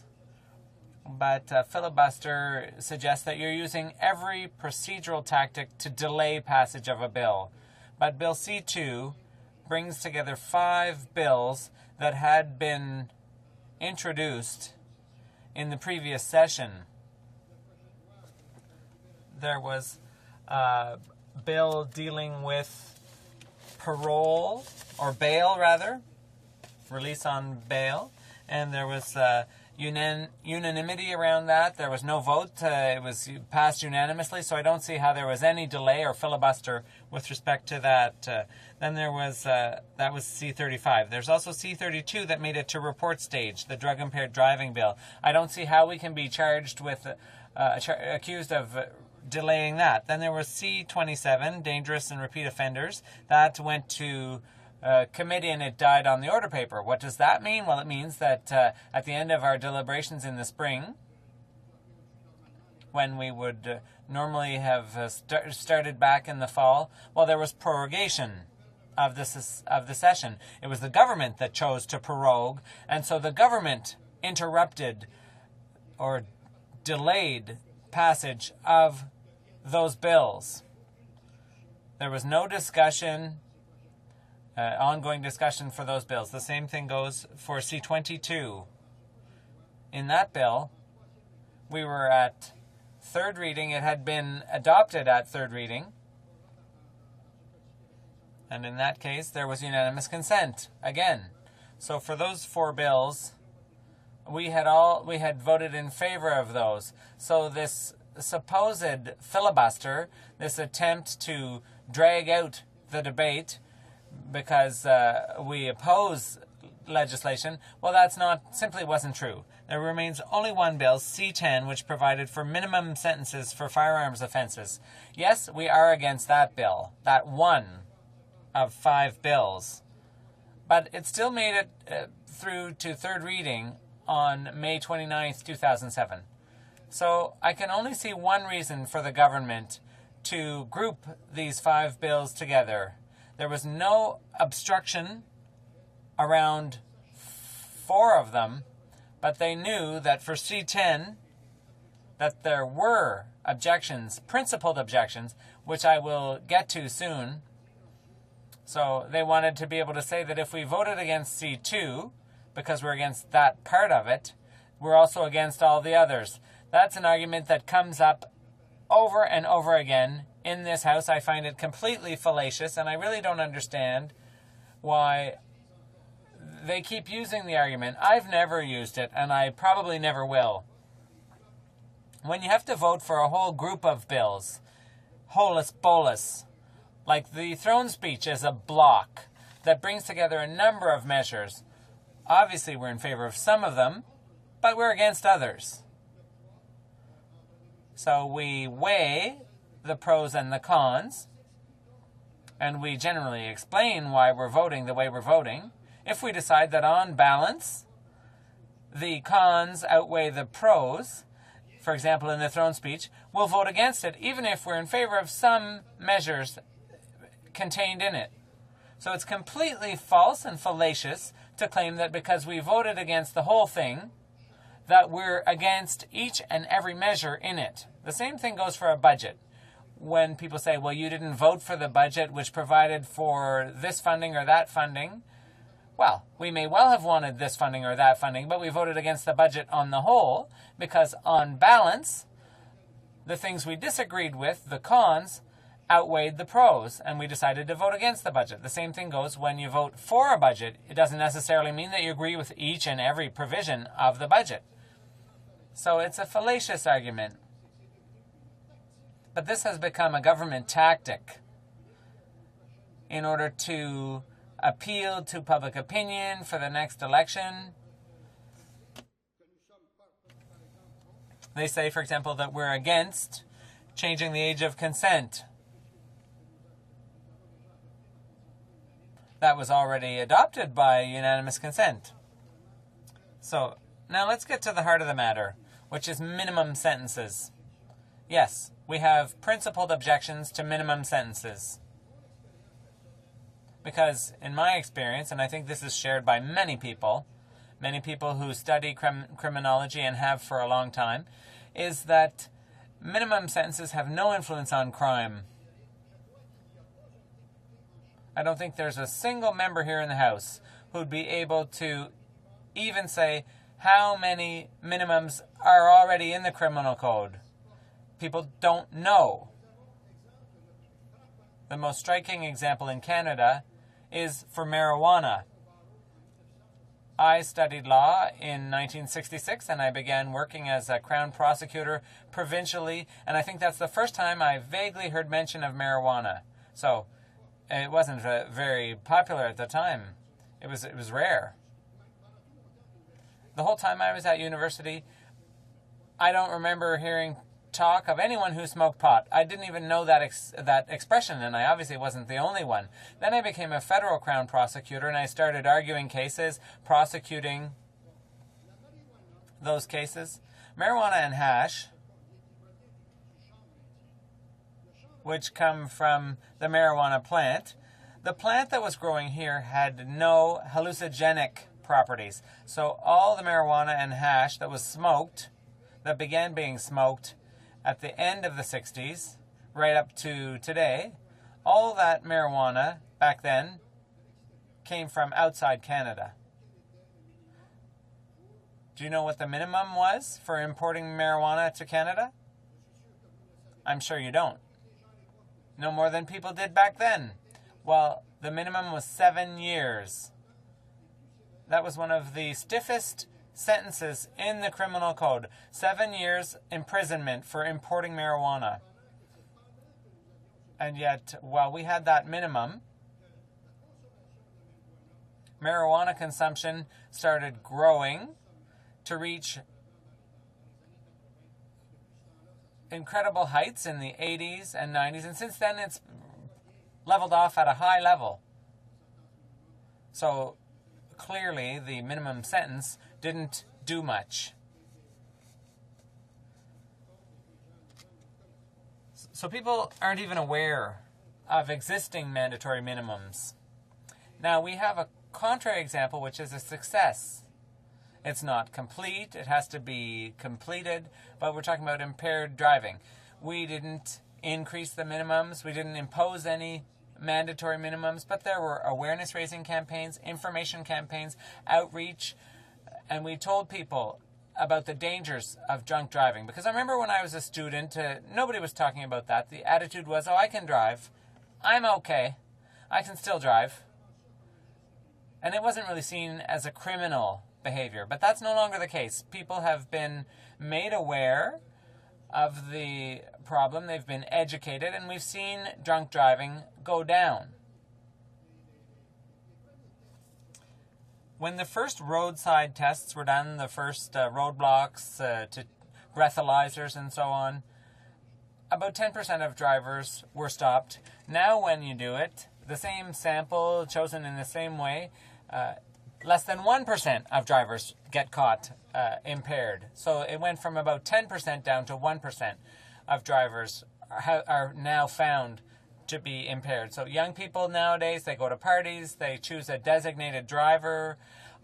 Everyone's habits have changed.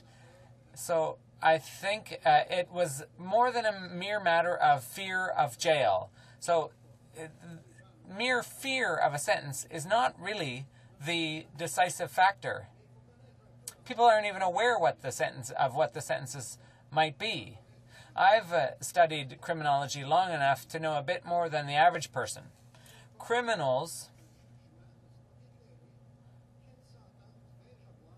they don't, before they commit an offense, they don't ask themselves, well, what punishment might I get? Most crimes are impulsive, but what people do avoid, the thing that makes people afraid of committing a crime is not the fear of the punishment, but the fear of getting caught. If people feel that there's a substantial likelihood of getting caught, they'll change their behavior. Another experience I had in my professional life, and in my ordinary life too, my everyday life, when I started practicing law in Montreal. Apparently Montreal was the capital for armed robbery. Perhaps some people will remember the excellent film Monica la Mitraille. I saw the film, this was a woman who headed a group of armed robbers that held up banks in Montreal, about one a day. Mr. Speaker, do you remember the last armed bank robbery in the past year? I don't think anyone remembers. Is that because the robbers are afraid of the sentences? Well, actually, the sentences were a lot stiffer in the past. So how is it that we've managed to substantially reduce the number of bank holdups? Well, it was through intelligent prevention. Banks are now built differently, they're designed differently. You can't get at substantial amounts of money. So the expectation of profit when you rob a bank is so much lower now. So the bankers did the work that reduced the scourge of bank holdups. So it was a whole series of things that were done. That's how we truly manage to reduce crime, is through a series of efforts, not just through fear. Not just through creating fear of punishment. The third example I can give is the death penalty. We abolished the death penalty. How long ago was it? I don't even know, but I think it's been at least 25 years. So the death penalty's been gone and the murder rate didn't go up.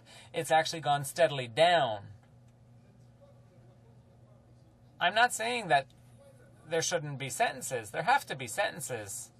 There have to be stiff sentences for certain crimes in certain circumstances. But the use of incarceration, heavy use of incarceration, doesn't produce results. Mandatory minimums, there's another problem, which is worth talking about. A minimum sentence tells a judge who's heard a case and heard the arguments, who's weighed all the factors that need to be taken into consideration in sentencing, deterrence, individual and general deterrence, denunciation, condemnation of the seriousness of the crime, what were the circumstances, what's the accused's record, does he have a criminal record, was this something that was the accused the ringleader, or was he just going along with others? So the sentencing judge, when the judge decides that 18 months is right, if the minimum was 3 years, the judge would be forced. Even if he thought 18 months was correct, he'd be forced to commit an injustice. And personally, I've seen judges say that when they had to apply a minimum. Also, we often forget that when there are minimums, we think of the worst possible type of offender. And when I saw examples given by those who defend this bill on the other side of the House, I see that they are thinking of the worst cases, but minimums don't only affect the worst offenders, they also involve cases that aren't as serious. And I'll give you an example from my own practice. And this will demonstrate that, contrary to what is being said on the other side, where people said that the 7-year sentence was rarely given, I've seen people put away for 7 years, and sometimes for importing marijuana. I remember a young woman who, after an accident, had diminished faculties. She had a daughter. Her husband had left her. She met some charming American, a fast talker, and cultured, and she herself was cultured, and she was seduced by this fellow who accepted her with her disability. He was attentive. They were in love, and he had some income, even though he wasn't wealthy. He left, and he said, "I'll be sending you packages." And she didn't quite understand what he was talking about, but she started to receive these packages, and then she had telephone conversations with him, and she understood what was in these packages because he said, "Don't open them." So she understood there must be something illegal in the packages. But she wasn't doing the importing. She was simply keeping these packages for him at her house, and she was willfully blind because she suspected that there was something in the packages. So she was found guilty of importing these drugs. And I'd like to ask you, as I've asked others, what sentence would you give the man and what sentence would you give the woman? And do you not think it's extremely unfair that both would be given the same length of sentence? Because the minimum was 7 years, and this involved importing relatively small amounts of hashish, which is the least dangerous narcotic. Perhaps the man didn't even deserve 7 years, and certainly she didn't. So minimums do cause injustices, and there are others as well. Examples were often given of cases that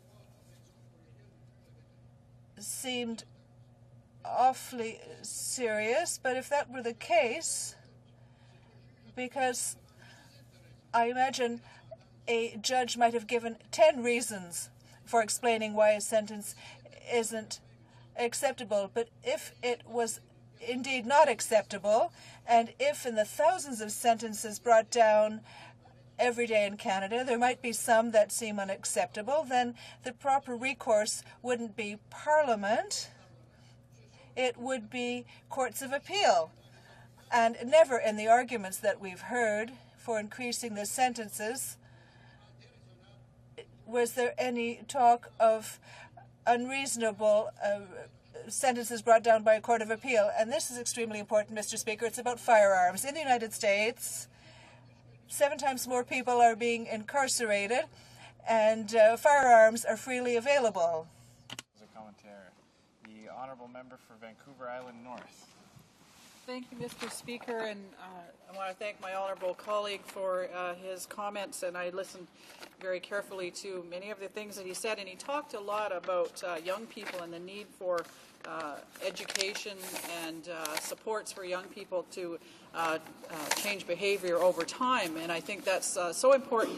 We in the NDP believe that we need to have these kinds of supports, education, so that as our children grow up, they understand what's the difference between right and wrong and how to behave in society.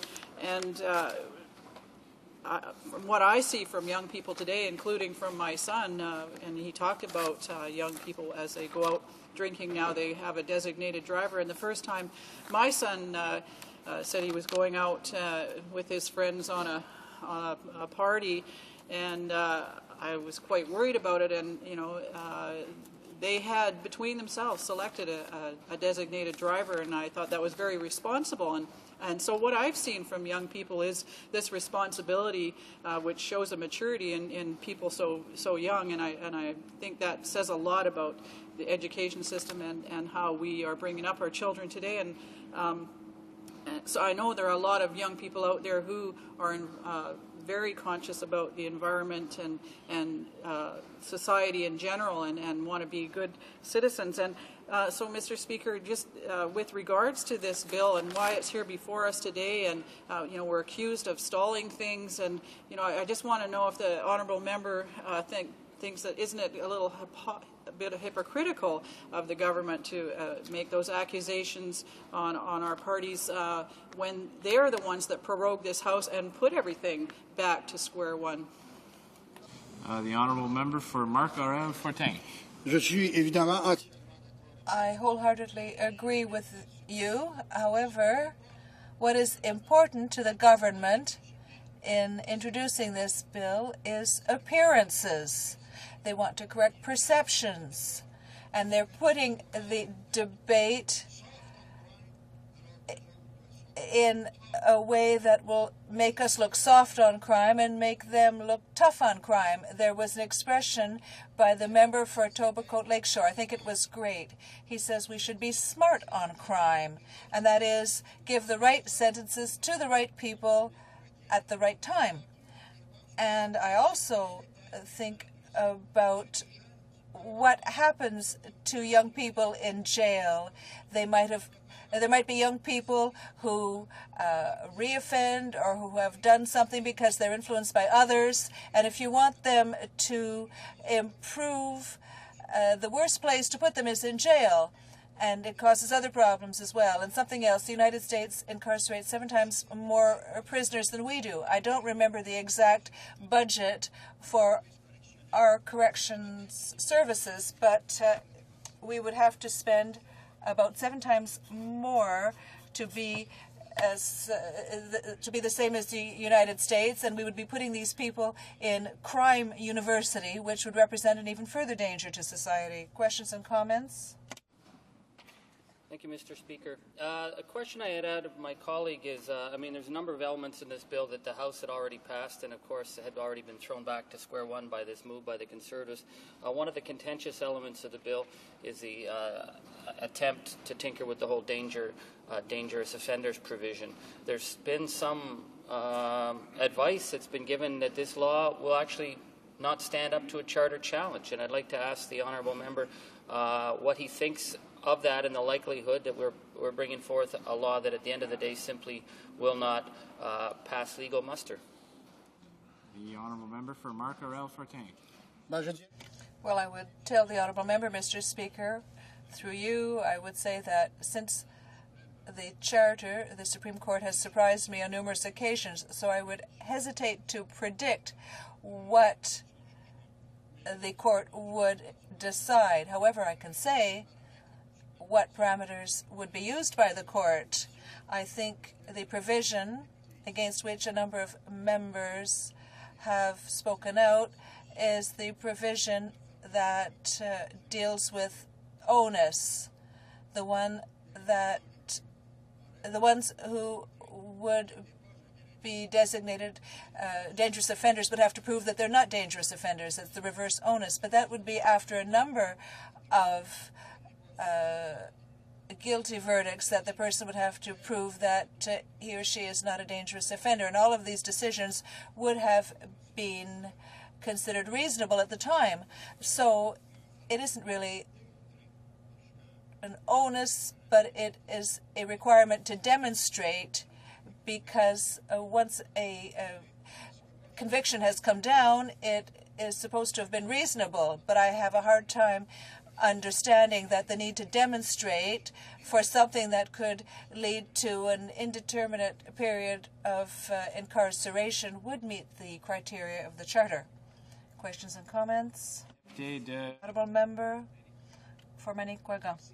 Thank you, Mr. Speaker. I'd like to, first of all, Mr. Speaker, congratulate the member for Marc-Aurèle-Fortin for his excellent speech.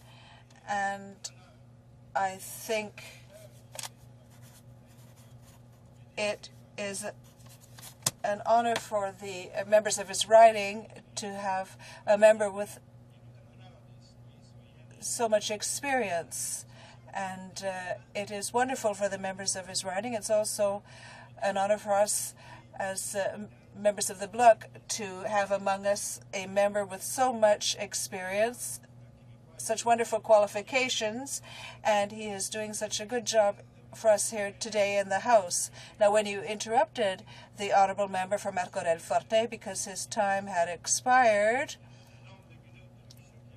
and he had run out of time, I believe you interrupted him at a point when he was going to give statistics relating to firearms in the United States, the number of prisoners incarcerated in the United States, and what is happening in an area that has stricter laws than we have here in Canada, and perhaps the two-pronged question.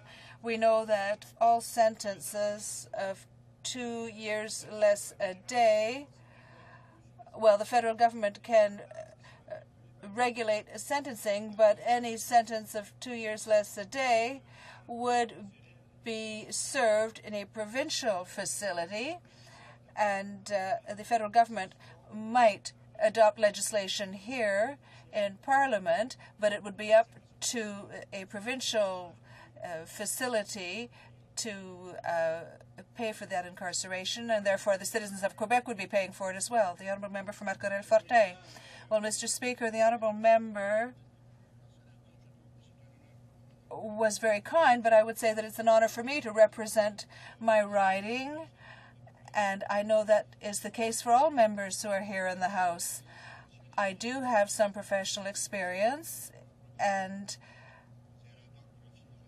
it did cause a philosophical type of problem for me, because when you know something, and I don't want to act too humble, because that is not how I feel, but when people see that someone is wrong in what they are saying or thinking, what is the role of the politician? Do you respond to the misconception, knowing that a solution will not be the right one, or do you try to do your best to correct that misconception? And I believe that most people still think that crime is increasing. What is increasing is not crime, or rather the advertising relating to crime or the media playing up of crime is something that continues. There are police statistics on all crimes, and crimes must be reported. If you don't report a crime, you can't claim from your insurance company. So all crimes are reported, and violent crimes are reported, except for family squabbles, perhaps. But if there are armed robberies or other types of crime, these are all reported somewhere. And who looks into this? Statistics Canada. Earlier, Statistics Canada provided this information free of charge. Now that's no longer the case. There are comparisons. I have them on in my computer. I don't have it here with me, but I do have some of this information. In the United States, 7 times more people are incarcerated, whereas firearms are circulated more freely in the United States, and that means that there are 3 times more homicides in the United States than in Canada. 5 times more wives are killed by their husbands in the United States than here in Canada. Now, they say that resuming debate. Order, please. Resuming debate. Honourable member for Timmins James Bay. Thank you, Mr. Speaker. I'm very proud to rise on behalf of the people of Timmins James Bay to discuss this bill today, because what we are called to do in Parliament and as parliamentarians, despite everything else, is to make laws. To make laws of the land that are laws that will hold up, that reflect a sense of jurisprudence and also a belief that the laws will establish a way that we should be as a nation. So this is the form in which that happens, Mr. Speaker. Unfortunately, I think we've seen over the last number of years, particularly with this government, particularly with their crime agenda, the debasement of debate, where the fact that we have 308 members who are here to reflect judiciously on serious issues, that when they stand up and speak, they're ridiculed. We've got the cheap catcall gallery and the Conservatives. They're always looking to twist and take words out of context. A continual debasement of debate where what you end up having is that the notion of debate is passing through some kind of spinmeister's message box in search of the wedge issue. And what that does at the end of the day is it does serve a certain political group very well, Mr. Speaker, because it creates a legitimation crisis. It creates a sense out there that Parliament isn't there to get something done, that parliamentarians are sitting on their rear ends doing nothing because they're not responding. And we'll speak in particular, Mr. Speaker, about this crime agenda that the Conservatives have, where they've accused everyone in this House, basically, of stalling on crime, of being soft on crime. We've had our Conservative members who basically have told at various times in the House that members are somehow supporting child pornography. Outrageous claims, Mr. Speaker, that actually is a real debasement of our role, which is to bring forward reflection on bills of crime. So nowhere is this clearer, Mr. Speaker, than on Bill C2, where we actually had a number of these bills brought through the House, voted on, discussed, brought forward with good amendments, brought through so that they were pretty much on the point of being law, particularly the issue of the age of consent bill, that it was on the point of being law, the issue of gun crime sentencing, which all parties had worked on, provisions with regards to bail. These would all be law now, Mr. Speaker.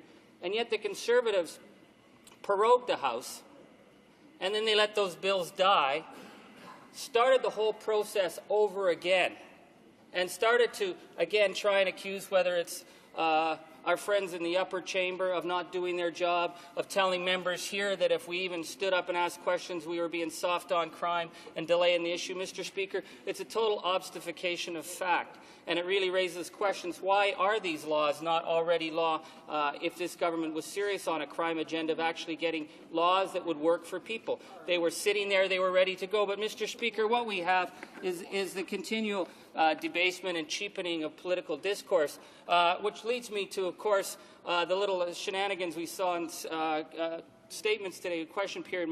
My good friend from Nepean Carleton, who's often my favorite partisan ankle biter, who stood up, Mr. Speaker, and tried to take the words I said yesterday and spin them into the little wedge issue for the Conservative Party to make it seem that that I somehow refuse supporting the age of consent from 14 to 16, that I was trying to block this bill, that we are, of course, soft on crime. Mr. Speaker, I'm not going to respond to it because I admire his partisan glee, but if he's going to do a hatchet job, he might as well do the job properly, and that's unfortunately the problem we're seeing. We're seeing the debasement of debate where, I mean, these discussions are so absurd, they're so silly. I don't know who exactly thinks he's appealing to. I'm sure what will end up happening, Mr. Speaker, and I spoke about this yesterday, how the Conservatives will try and twist facts.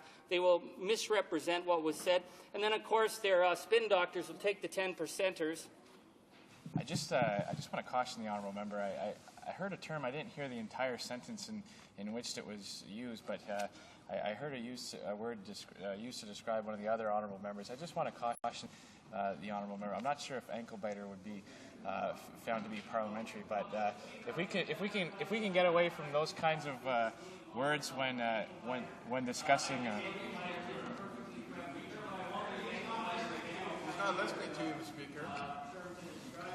Anyway, I'll give the honourable member the benefit of the doubt, but if you could just watch how he describes other members. Okay, Mr. Speaker, I think it really speaks, though, to what's happening in terms of these issues. The statement the member made is so silly. If he wants to come up to Timmins James Bay and run around with the little Conservative 10%er saying Charlie Angus is soft on crime, by all means, do it. The people back home sent me here because they want to get rid of this bunch. They don't believe what they say for an instant. So if they want to spend the money using the public's ink to attack me personally in my writing, go ahead. Send as many 10%ers as they want. They can do their little fife and drum show saying that Charlie Angus is soft on crime. People back home know it's not true because they know that what we're here to do is reflect on crime bills and actually try and get them through. Now, Mr. Speaker, with regards to what's happening with C2, it's the misinformation that this party has used again and again to try and show that members are delaying when it was in fact this government that prorogued, that let those bills die, particularly the age of consent bill that would have been law simply if the Conservatives had signed the stroke of the pen to revive that law. It would have been in law by now. We're in a situation, Mr. Speaker, where there's speculation there might be an election by the time it goes through the Senate. They know full well that this might actually not become law. I had asked yesterday whether or not they actually might enjoy that situation, whether they could then run an entire campaign on how everyone else in this House is soft on crime. But, Mr. Speaker, it's not doing the Canadian people any good. And in fact, referring to my dear friend from Nepean Carleton, Mr. Speaker, this is the member who offered $1,000 to young people to write an essay on how to protect themselves from internet luring. But of course, the catch was they had to take his petition around. They had to take his petition around, Mr. Speaker, that blamed the Senate for stalling a bill which his own government had killed. He didn't tell the young people that. Mr. Speaker, it's another example of how this party continually puts their grubby partisan fingerprints on the imaginations of our young people. I think that what happened, Mr. Speaker, with that petition actually was a real debasement of Parliament, and it brought discredit on us all, because we in this House take these issues seriously. We take the issue of the age of consent seriously. We take the issue of gun crime seriously. But what we're having to do, Mr. Speaker, is we're having to play this little soap opera out day after day in the House. We're seeing this government that has no national vision. They have no plan. What they've been trying to do is rag the puck on crime bills, Mr. Speaker, because they have nothing else in their war chest to bring out. So we are now back involved in a debate that was already done.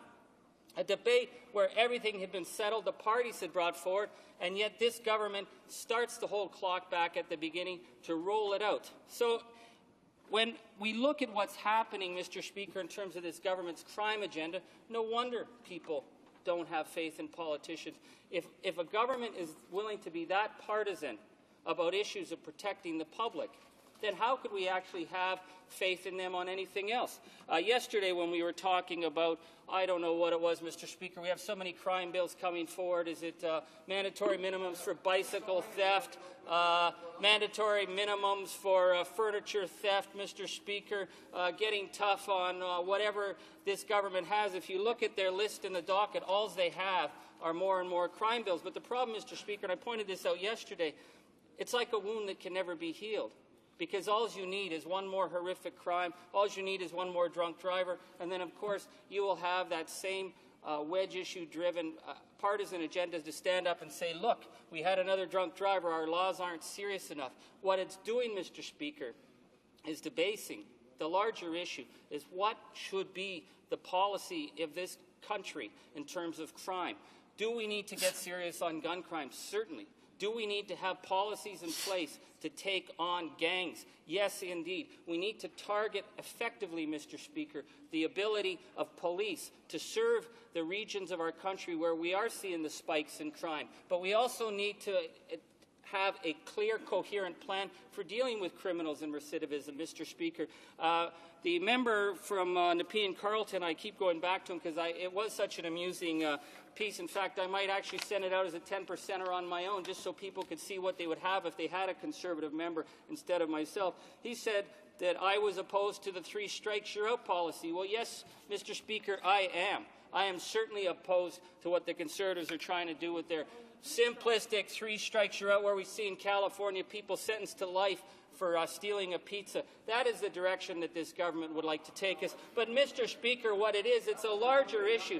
They're detracting, Mr. Speaker, from the larger issue, which is the fact is that as long as we're sitting in this House having to defend ourselves about being soft on crime or supporting child pornographers or whatever else this government wants to throw at us in terms of its mud, we're not discussing the substantive need for having a forward-thinking policy for this nation in the 21st century. For example, Mr. Speaker, the need for a committed infrastructure program for municipalities, whether rural or urban. We have no plan from this government, and we're not talking about that because we're running around talking about bicycle theft today and whatever else in crime tomorrow. Mr. Speaker, the other issue that is detracting our attention from the House by continually having to have bills brought back and argued out again and dragged out is, again, the example that this past week, Mr. Speaker, our Prime Minister shamed us on the international stage. He showed that Canada was no longer an international leader and that the government that we had over at the Commonwealth talks were not representing a national interest. They were basically a front for the ecological freebooters that are pillaging the tar sands. And we need to have a serious discussion in this, Mr. Speaker, in this House about the failure of this government to come forward with an environmental policy that is anything except basically acting as a shill for big oil. Mr. Speaker, the issue of crime is a serious issue. We had gone through this in this House. We had dealt with the issue of the age of consent. We had dealt with the issues of gun violence. And we had come forward with coherent elements that every party had worked on.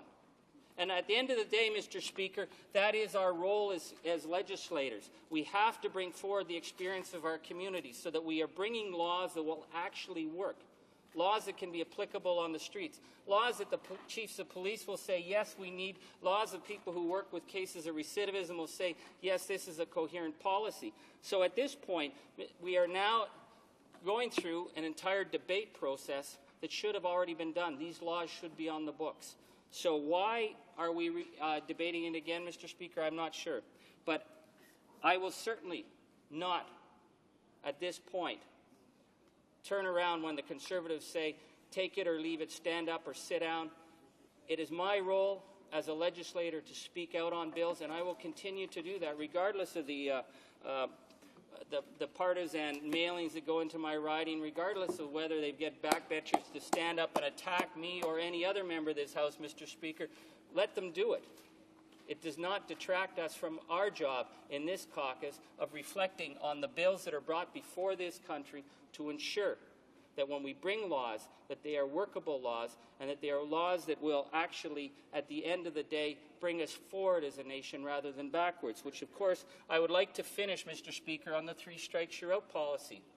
We have seen in the United States the complete failure of crime policy, a vision for how to deal with crime. We're seeing rates of violence that continue in the United States. We're seeing gun crimes continue. But what we're seeing, of course, is that people who should not have been thrown in to the justice system are thrown into the justice system and eaten up in the United States with their mandatory minimums, with their three strikes you're out. It's a failed policy.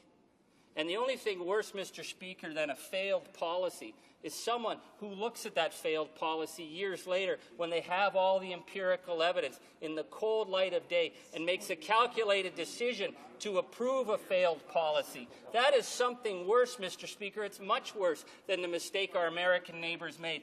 If those mistakes were made, we have to say, well, certainly there was gun violence, there was gang violence. There would have been reasons for thinking that maybe the approach they took in the United States would work. But we have seen the failure of that approach, Mr. Speaker, and we know that it has to be balanced. It has to be balanced between the need to ensure that there's a way of getting people out of the criminal system and into rehabilitation. And we also need to have the laws in place to take out the gangs, to have the police on the streets, and to get serious on offenses where they need to be. And that, I think, was the balance that we were trying to strike in this House. It seems that having struck that balance, the Conservatives are driving a much larger wedge. In the end, Mr. Speaker, it comes about protecting our communities, and I have to always take it back to Timmins James Bay, which I represent. I asked this government if we're serious about getting tough on crime, if we're serious about protecting citizens, why is it that in our communities on the James Bay coast we are absolutely left almost without policing, that the police officers who service the Anishinaabe police across the Nan Territory are continually put in dangerous situations because there is not funding for police officers. When you have one or two police officers in an isolated fly-in community of 2,000 people, Mr. Speaker, that is not a place you should put anybody. You should have proper backup for police. Any other part of this country would take that for granted, but for some reason in our isolated First Nation communities, not only are the police police underrepresented, but the citizens are underrepresented. And we have much higher rates of violence in these communities because, first of all, the lack of services, the lack of supports for communities, the lack of policing support. And we know the stress that our police officers are under. We know the stress these communities are under. So if we're going to get tough on crime, where's the money? Show me the money that would go into making sure that in the places where the violence is, which is the isolated First Nation reserves, that we have the police there, that also the police have the necessary social supports there, that we have the regional places, the centers for victims of violence that we could take them to. They have none of that in the James Bay Coast, Mr. Speaker. I've always said it's like a virtual third or fourth world, but you would think that a government that was speaking on about getting tough on crime and dealing with citizens' needs would recognize that you cannot simply put one police officer on his own or on her own in an isolated community with no backup. That number one, you're hurting the citizens and leaving them without police services, and number two, there's not a non-native police service in this country that would put up with that. So do we have to get serious about crime? Yes, we do. That is our job. Our job is to bring these laws in to make sure that these laws work, Mr. Speaker. So we will reflect on these laws as they come forward. We will bring forward amendments that will make good laws, and we will oppose laws that will not work. But what we will never do, Mr. Speaker, is abrogate our responsibility as legislators to take the time to reflect on those bills. If the government wants to take the time to prorogue the House for 5 weeks, that's their business. If they want to allow bills that should have been law to sit and die, bills like the age of consent, bills on dealing with gun violence, if they want to let those bills die and start off from scratch, well, that's their business. If they want to take it as long as it has to take, that's their business. But they cannot tell us in the House what our business is, which is representing our people, ensuring that any legislation they bring forward, whether it's wrapped up in an omnibus bill, whether it's called a confidence motion, that it is legislation that will work, and at the end of the day, it has an efficacious nature that we can actually bring back and say to the people of Canada, the 308 members in this House brought forward legislation that will work. Thank you, Mr. Speaker. Questions and comments. The Honourable Member for Abbotsford. Well, thank you, Mr. Speaker, and I enjoyed hearing the comments of the NDP member for Timmins James Bay, and I've enjoyed his involvement on the Standing Committee on Canadian Heritage. He has a great sense of humor. He brings a lot of knowledge of the arts to the table at that committee. He's a great piano player and also guitar player. In fact, Mr. Speaker, I've heard him play piano, and he puts my modest talents to shame. But I will say this, Mr. Speaker, he's way out of his depth when it comes to addressing the scourge of crime that's plaguing our country. And you know, he took great care and great joy in attacking my colleague, the Conservative colleague for Nepean Carleton. And yet my colleague from Nepean Carleton was spot on when he accused the member for Timmins James Bay of being not only soft on crime, but on trivializing the work that we're doing in this House to try to attack violent crime. In fact, you know, Mr. Speaker, that Bill C-2 addresses things like dangerous offenders who repeatedly offend. These are violent offenders. It addresses the issue of gun crimes. It addresses the issue of protecting the most vulnerable in our society, our children, against adult predators.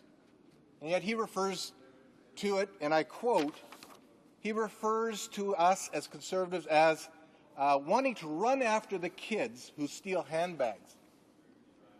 Imagine that, trivializing that work. Mr. Speaker, he goes on to say, in this very House, and I quote, grabbing old ladies' handbags, kids tossing litter out on the sidewalks, and he refers to not getting serious about mandatory minimums for furniture theft and bicycle theft. Mr. Speaker, I would suggest he should apologize to this House for trivializing the victims of crime in this country and the work that we're doing in this House, the very serious work we're doing to address crime in this country. The honourable member for Timmins James Bay. Thank you, Mr. Speaker. I have great respect for my colleague. We've worked well together on committees, and what I've always told him is that what I respect him for is that he normally does his homework, unlike my dear friend from Nepean, wherever it is, Nepean Carleton, who doesn't do his homework, and so I see the need of him to help his younger colleague. I guess my sense, Mr. Speaker, is at the end of the day, we're dealing with repeat offences here.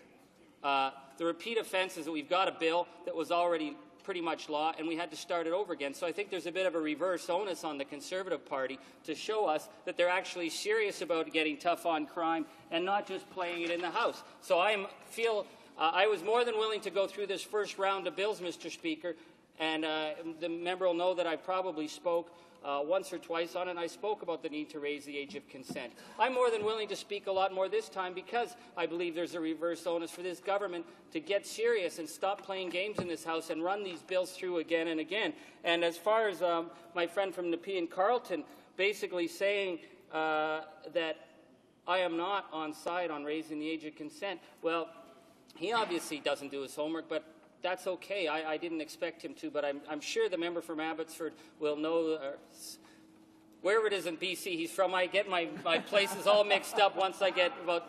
sorry, paradise. Sorry, I'm sure it is all paradise out there, but I'm sure he would do his homework to know that I do take the issue of age of consent very seriously. Questions or comments? The honourable member for Esquimalt-Wanda-Fuka. Thank you very much, Mr. Speaker. I want to ask my colleague from the NDP that when they killed the previous government, they killed a national early learning Head Start program for children. And the police even said that one of the most effective ways of preventing crime is to have an early learning Head Start program for children. So I'd like to ask him why his party killed the previous government and in so doing killed the early learning Head Start program that would reduce youth crime 60%.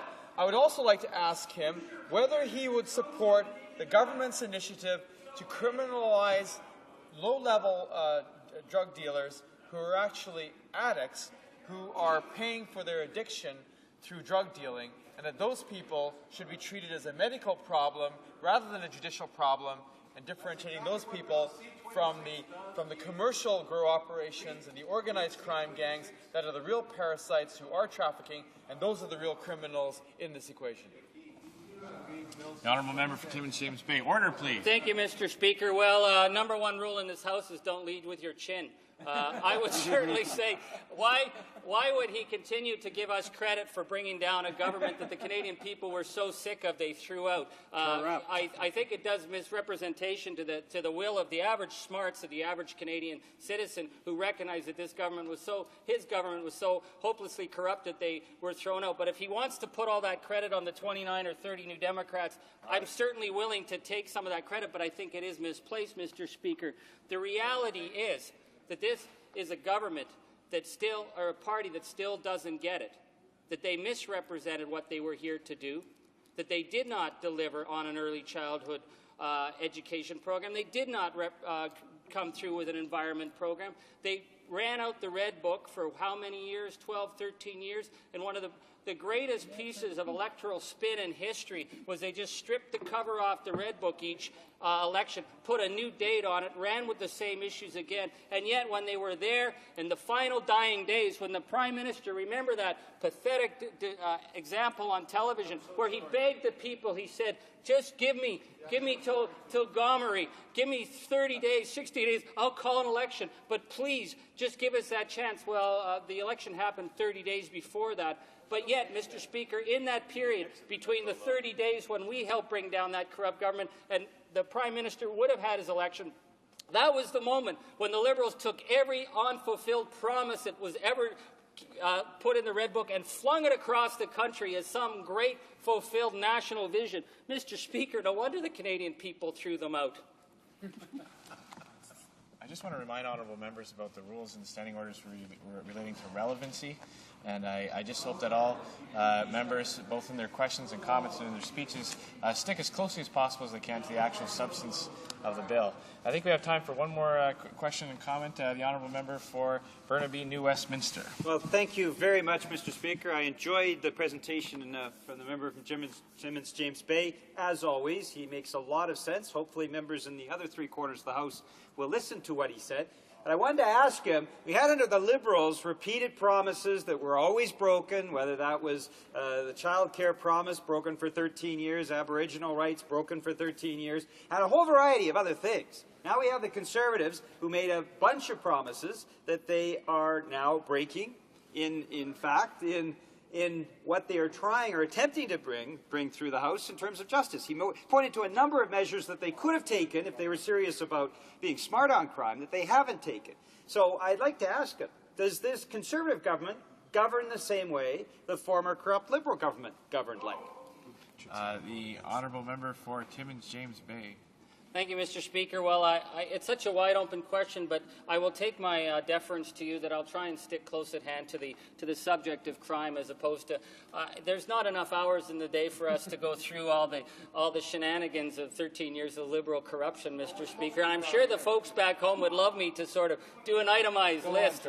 But you know, at the end of the day, Mr. Speaker, the problem with what that government failed to deliver and what they created was a major disconnect between what they said they would do and what they'd actually do. I always take my advice from the best orator in history, the carpenter in Galilee, who said, make your yes mean yes and your no mean no. You don't need spin, you don't need message, you don't need a wedge issue. You just need to stand up and say you'll do it or you won't do it. That party believed they never actually had to do it. So then that brings us over to the question of crime, Mr. Speaker. We were sent here to enact laws, and some of those laws have to do with crime and making sure that gangs are not running wild, that gun violence is being contained, that our police have the resources to deal with that. So our job is to listen to the problems and bring legislation that actually works. Make our yes mean yes and our no mean no. But unfortunately what we've seen here, Mr. Speaker, is a political game that's been played out where substantive issues of crime are being reduced to the wedge issue, being reduced to cheap spin and spin doctoring, and sometimes very paltry efforts at attacks by backbench members in the government party against other members who are actually doing their job. So if this government was trying to be different than the old corrupt Liberal Party, they would come forward with a simple plan, make it work, and get on with the nation's business. Unfortunately, I haven't seen them make that step yet. It is my duty pursuant to Standing Order 38 to inform the House that the question to be raised tonight at the time of adjournment is as follows. The Honourable Member for Davenport, Justice. Resuming debate, the Honourable Member for Burnaby, New Westminster. Thank you very much, Mr. Speaker. Well, I'm going to pick up where the member for Timmins James Bay left off in terms of Bill C2 and setting the context for what is very clearly hypocrisy from this Conservative government on justice issues. The member for Timmins James Bay talked about some of the areas where they've taken no action or actually cut back on funding, Mr. Speaker, and I think that's an important starting point. Because if the government was really serious about tackling crime issues, they would take the NDP lead on being smart on crime. They would actually take the whole spectrum of measures that need to be taken to reduce crime rates and reducing the number of victims in society, Mr. Speaker. And indeed, though there are some measures in this bill that we can support, the reality is that this seems to be more political spin than an actual attempt to deal substantively with criminal justice issues, to deal substantively with lowering the crime rate. Mr. Speaker, I'll be addressing some of these points later on, but let's look at what's not in Bill C2. And what has not been as part of the Conservative Justice platform since their election. There's nothing to deal with youth at risk. Now, we know that $1, Mr. Speaker, invested in preventive crime measures actually saves $6 later on in policing costs, in penal costs, in justice costs, and yet this Conservative government has done virtually nothing to provide support for youth at risk programs, addiction programs. We know that in certain countries they've managed to achieve reduction rates of about 80% in addictions, particularly drug addicts. Countries like Switzerland who've made very substantive leaps forward in reducing the number of addicts. Now, we know, Mr. Speaker, when we reduce the number of addicts, what we're essentially doing is reducing the crime that comes from those addicts. They're in their addicted frenzy, trying to find the next fix. Many innocent Canadians get hurt, and yet there is nothing that this government has done to actually provide in place addiction programs that will lower the addiction rate and actually reduce the crime rate at the same time. Mr. Speaker, we've seen an utter failure in community policing support from this government. They talked about increasing the number of police officers. They've done absolutely nothing that is substantive to support communities from coast to coast to coast that are looking for funding for community policing. And I can tell you my community, one of the two communities I represent, New Westminster, having this particular extraordinary police costing that was then passed on to the federal government did nothing to support that community of New Westminster for those extraordinary policing costs that were undertaken because of actions of this government. And, Mr. Speaker, the same with the other community of Burnaby because of the refusal of this government to restore the cutbacks that we saw under the previous Liberal governments, the RCMP, where we're seeing a shortage of frontline police officers. So no support for community policing and no support for the overall crime prevention measures, whether that's safety audits or other community initiatives to reduce crime, Mr. Speaker. What this government does is it shovels billions of dollars out the back of a truck to the corporate sector in tax cuts. We're talking about record levels of corporate profit, and all this government can do is shovel money off the back of a truck to the corporate sector rather than providing support for community policing, rather than providing support for youth at risk programs, for addiction programs, for crime prevention measures. None of that they fund. What they do is they just shovel money to their corporate friends. Well, same old, Mr. Speaker. That's exactly how the former Liberal government acted. So we see, generally speaking, no concrete measures that are taken. We also see, in terms of our international, the international initiatives undertaken by this government, a clear contradiction with the purported aims of C2, because what we've seen, even today in question period, a refusal of this government to stop crimes against humanity in Darfur, a refusal to do anything about that. We saw yesterday at the Trade Committee, Mr. Speaker, Conservatives and Liberals working together to ditch the NDP motion to put an end to the trade negotiations taking place with Colombia. Now, Mr. Speaker, this is extremely important because we've seen the Colombian government linked to crimes, summary executions, hundreds of them this year by the Colombian military, dozens of trade unionists killed by paramilitaries connected to the Colombian government, and yet, Mr. Speaker, this government, instead of saying these crimes must be punished and this government must take a stand, is actually rewarding the Colombian government linked to crimes against humanity by negotiating a trade agreement, Mr. Speaker. If that isn't a symbolic of just how hypocritical this government is, that if you can commit crimes, you just have to do it in a dress suit or connected with a right-wing government, and then it's all right. Well, Mr. Speaker, that just doesn't wash with most Canadians. They understand the hypocrisy that when a Colombian regime, paramilitaries, or the Colombian military commits crimes against humanity, commits murder, that they're, instead of being rewarded with a trade agreement, that the Canadian government should be condemning them. And that's the hypocrisy between how Conservatives act when somebody's in a dress suit or when somebody's in a military uniform in Colombia, as opposed to how they purport to act by bringing this legislation forward. So, Mr. Speaker, let's look at the process around C2. It's another symbol of the hypocrisy of this Conservative government. Now, 60% of what was in the bill was before the Senate. Now, Mr. Speaker, we've seen with this Senate, though it's Liberal-dominated, they've done absolutely nothing to stop the Conservative agenda. Liberals work in cooperation with Conservatives. The Conservatives essentially have a functional majority in Parliament because the Liberal members have given up their right to be a member of the opposition. They sit on their hands. They don't protest anything. They accept anything the Conservatives hand out. And essentially, those justice bills were in the process of being passed by the Senate. The other chamber passed the softwood sellout, clearly not in Canada's interest, in 72 hours. So this justice legislation would have been passed, but instead this government withdrew it, took all the legislation back, and now is resubmitting it to the House. Delay of months, Mr. Speaker. If that's not hypocrisy, I don't know what is. Essentially, they were right at the finish line, as we were at the softwood sellout and winning in American courts. We were at the finish line, and this government said, no, we don't actually want this stuff to pass now. We're going to prorogue Parliament. We're going to reintroduce and have the same debates all over the place because we're not really serious about taking action on justice issues. We're not serious about community policing or crime prevention measures, dealing with addiction, dealing with youth at risk. No, we're not serious about that, but we want to pretend that we are. So we're going to reintroduce all this legislation. And now it's here before us today, Mr. Speaker.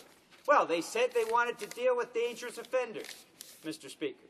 That's part of what they wanted to do. They said that this bill would deal with it.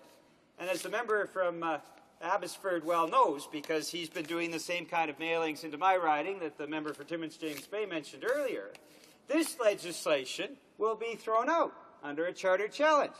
Now, Mr. Speaker, it's important to note the NDP submitted amendments in committee, submitted amendments in this House, and has been consistently saying to the government, since you know this will be thrown out under a charter challenge, since you know this legislation cannot work because we do live under a constitution, since you know that, let's do the smart thing and remove the caps on dangerous offender designation. Remove the caps, we said, Mr. Speaker.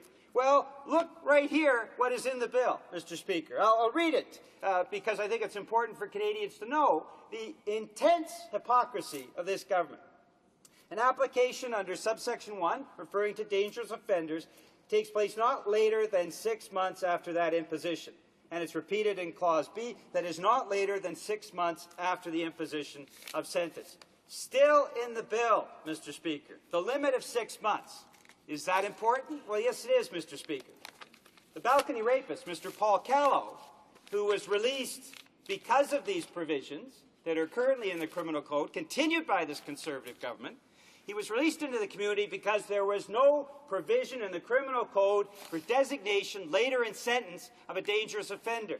Now, that's important because in this case, this individual did not go through the required treatment programs, and this individual reportedly and allegedly assaulted a nurse in prison. Now, under this Conservative justice bill that is before us now, the same situation can arise tomorrow, next week, next year, because the 6-month deadline for designation of a dangerous offender still exists. Now, it's not as if the government didn't know. The member from Windsor-Tecumseh, who has been voted by all members of this House as the most knowledgeable member of Parliament in this Parliament, told them repeatedly, warned them, sent letters. He went to committee. He brought forward the amendment. Liberals and Conservatives, obviously not having the slightest understanding of what was actually in the bill, refused to adopt the amendment. And then it was brought forward to the House. Same rejection from Liberals and Conservatives. So we are now looking at a bill that allows the exact same case, the exact same circumstances that happened earlier this year to happen again. Because this government doesn't seem to be serious about criminal justice issues, Mr. Speaker. When you take a smart-on-crime approach, Mr. Speaker, you have to look at everything, from crime prevention measures and funding for that to funding for community policing and changes to the criminal code that actually address the issues. Not changes to the criminal code that are simply there as make-up to try to pretend that one is doing one's job. And, Mr. Speaker, I think perhaps the most egregious aspect of this whole process of putting forward legislation, of pulling back the legislation, of pulling forward the legislation again, of refusing to heed the advice that they have gotten from committee representatives and witnesses that appear before the government, of refusing to heed the advice of the most knowledgeable member of Parliament in this House, as voted by members of the House of Commons, the net result is, for all the sound and fury of this government, we are back to exactly the same situation that we were in last spring, with no capability providing for dangerous offender designation later in the sentence. Mr. Speaker, that's the appalling thing about this whole process.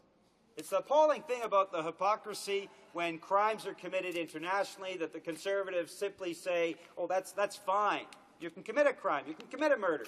If you're a member of the Colombian military, you can do these things. We don't care. And at home, well, we're going to pay lip service to some aspects of dealing with criminal justice issues, but by no means all of them, and by no means in the comprehensive way that's required. So, Mr. Speaker, that's the net result of what we have before us. Some of the elements I've supported, and some of the elements other members of this corner of the House, the NDP, have supported, but the process disappoints me enormously, Mr. Speaker. The process points to the fact that this government is not serious about these issues, that what they want to get is political spin out of this. They don't want to deal in a concrete way with all aspects of the criminal justice system, and they certainly don't, and this is perhaps the clearest hypocrisy, Mr. Speaker, they surely do not want to change their priorities from forking out, shoveling out billions of dollars to the corporate sector in tax gifts. They certainly don't want to change that focus to actually adequately funding the programs that will reduce the number of victims. In other words, if there's a victim, well, there's certainly some enforcement measures in this bill, but they don't do anything to actually reduce the number of victims through youth at risk, through addiction programs, through community policing, through crime prevention measures. That's the most appalling thing, Mr. Speaker. Now, I'd like to move on to one of the other elements, because today in the Ottawa Citizen, it was revealed, Mr. Speaker, that the department, the Ministry of Justice itself, the Federal Minister of Justice, has received reports, studies prepared by his own department that indicate that his own criminal justice measures won't work. I'll read this into the record, Mr. Speaker, because I think this is very relevant to the debate we're having around C2, that some of the provisions of C2 are improvements, but generally speaking, the overall so-called crime-fighting agenda of this government is designed for political spin. It's not designed for the kind of practical measures that do make a difference. Mr. Speaker, it says the following. It's an article by Richard Foote. It says that the Federal Justice Minister is pressing ahead with plans to create mandatory minimum prison terms for drug crimes in spite of 2 studies prepared for his own department that say such laws don't work and are increasingly unpopular as crime-fighting measures in other countries. This is from the minister's study himself, that minimum sentences are not an effective sentencing tool in regards to drug crime. And that's one conclusion of these reports prepared for the the Department itself. It says that while mandatory minimums show success in deterring firearms or drunk driving crimes, those are measures that we've supported in this legislation, particularly among repeat offenders, they appear to have no impact on drug crime. And of course, the Justice Minister, Mr. Speaker, did not respond to any requests for interviews on this particular subject. Mr. Speaker, I think this begs the big question. If some of the measures that are most effective in reducing the crime rate have not been considered by this government, in fact, most of the measures that we've outlined today that actually do reduce the crime rate have not been considered by this government at all. If the departmental studies that the Minister of Justice gets in his own department indicate that some of his legislation is flawed, the question is, where are they getting their advice? Where are they getting their advice, Mr. Speaker? They had recommendations from the most knowledgeable member of Parliament in this House, the member from Windsor-Tecumseh. It indicated very clearly that what was needed was the provision for later in sentence designation of dangerous offender, that would have an effect and avoid the kind of loopholes that led to the balcony rapist being released into our community of New Westminster with no supports whatsoever, Mr. Speaker. He was put into a homeless shelter, And that homeless shelter, of course, according to their rules, put them out onto the streets every day. You can imagine the impact, Mr. Speaker, in our community of that kind of wrong-headed approach to criminal justice measures. And yet, not a single member of the Conservative caucus, and certainly not the Justice Minister, not anyone within the Conservative caucus actually took action to close that loophole. And as we saw, Mr. Speaker, the loophole is very much still there.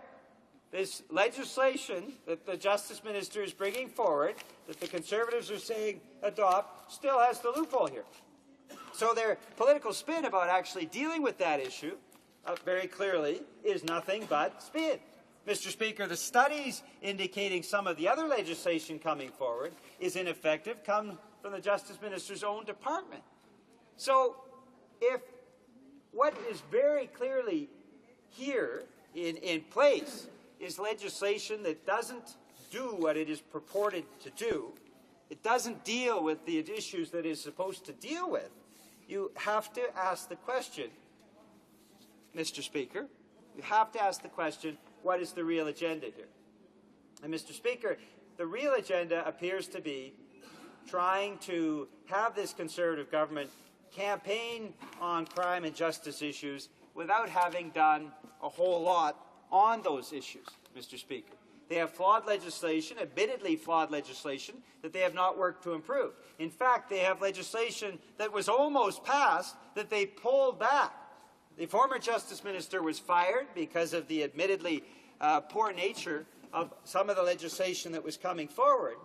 And most importantly, Mr. Speaker, the key components of crime prevention, to lowering the crime rate, to actually producing fewer victims, have been ignored or cut back by this government. Youth at risk, crime prevention measures such as safety audits, community policing funding that has been sorely inadequate, as it was under the former Liberal government, and addiction programs. All of those measures would make a difference, Mr. Speaker. And all of those measures have been ignored by this government. All of those measures have been simply put aside. And the priority of this government, disappointing, I think, to any Canadian who looked at what they were promising, expected at least that they would put into place some realistic funding envelopes that would actually address these issues that they campaigned on. Instead of having that as the priority, they put in place a priority of shoveling billions of dollars of taxpayers' money in tax gifts to the wealthiest of Canada's corporations. Mr. Speaker, that is why this government's real record is so disappointing.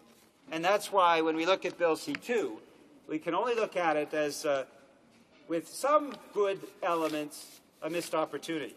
Thank you, Mr. Speaker. Questions and comments, questions and commentaire. The Honourable Member for Abbotsford. Well, thank you, Mr. Speaker. I've listened carefully to my colleague from British Columbia, the member for Burnaby New Westminster, and I was astounded to hear him make a categorical statement, and that statement was, this legislation will be turned down by the courts. In other words, it's not going to meet the muster of the Supreme Court of Canada.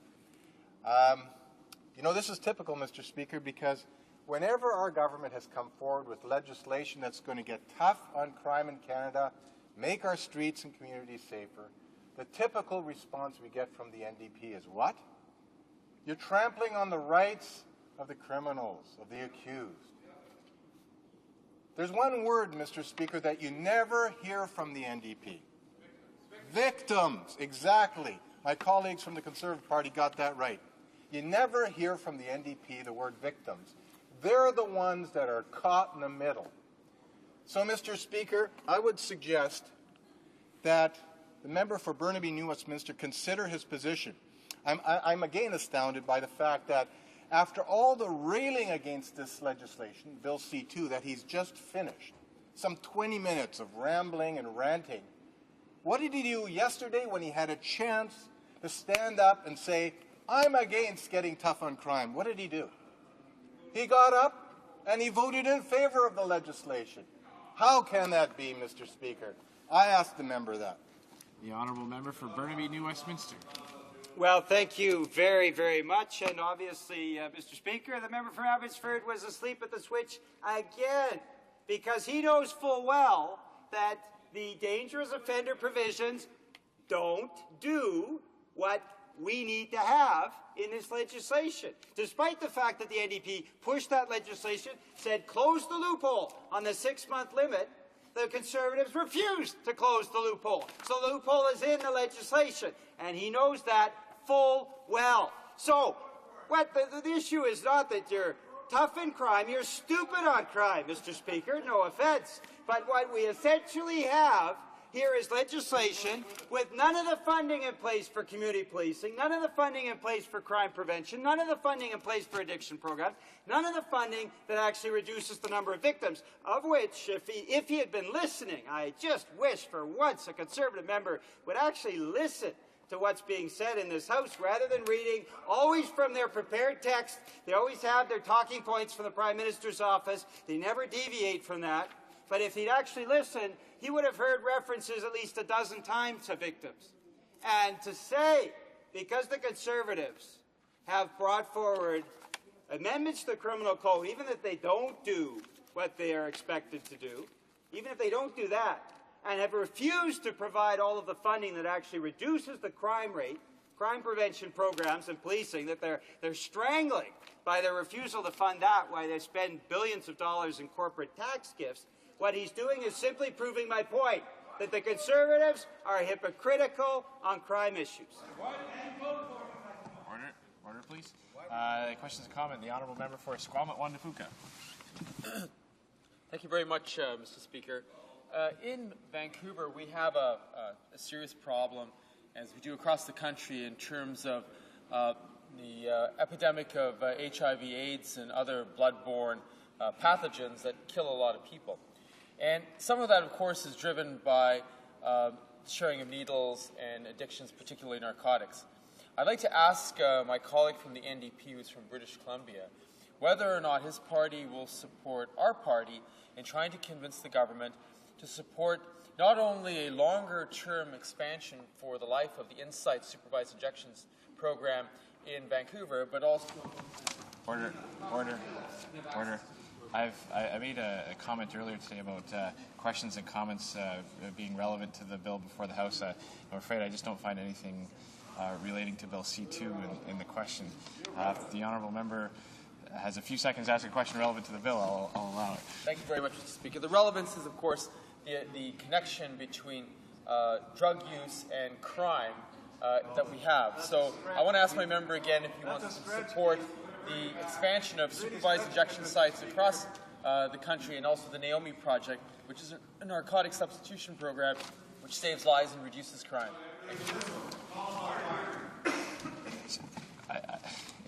There's just very little in Bill C2 regarding some of the issues that the member has raised. If the honourable member for Burnaby, New Westminster can answer the question with some relevance to Bill C2, I'll allow him that chance to respond. Well, thank you very much, Mr. Speaker. And as you well know, Mr. Speaker, the member from Vancouver East has been the foremost proponent, NDP House Leader, of issues around Insight. The reality is, if I'll take it to its more global context, Mr. Speaker, the reality is there are best practices around the world that this government could have learned from. And if the government was sincere in dealing with crime issues, they wouldn't be cutting and hacking back on funding for community policing and crime prevention programs when we know very well $1 spent there saves $6 later on in policing costs and penal costs and justice costs. So it just makes good sense from a taxpayer point of view. It also lowers the number of victims. If they were sincere, they would be tackling those best practices instead of bringing forward legislation that, though it does some good things, and that's why I will vote for it, doesn't do nearly what is required for them to actually reduce the crime rate. And that's the issue, Mr. Speaker. It's hypocritical because they are not willing to walk the talk. Questions and comments. The honourable member for Vancouver Island North.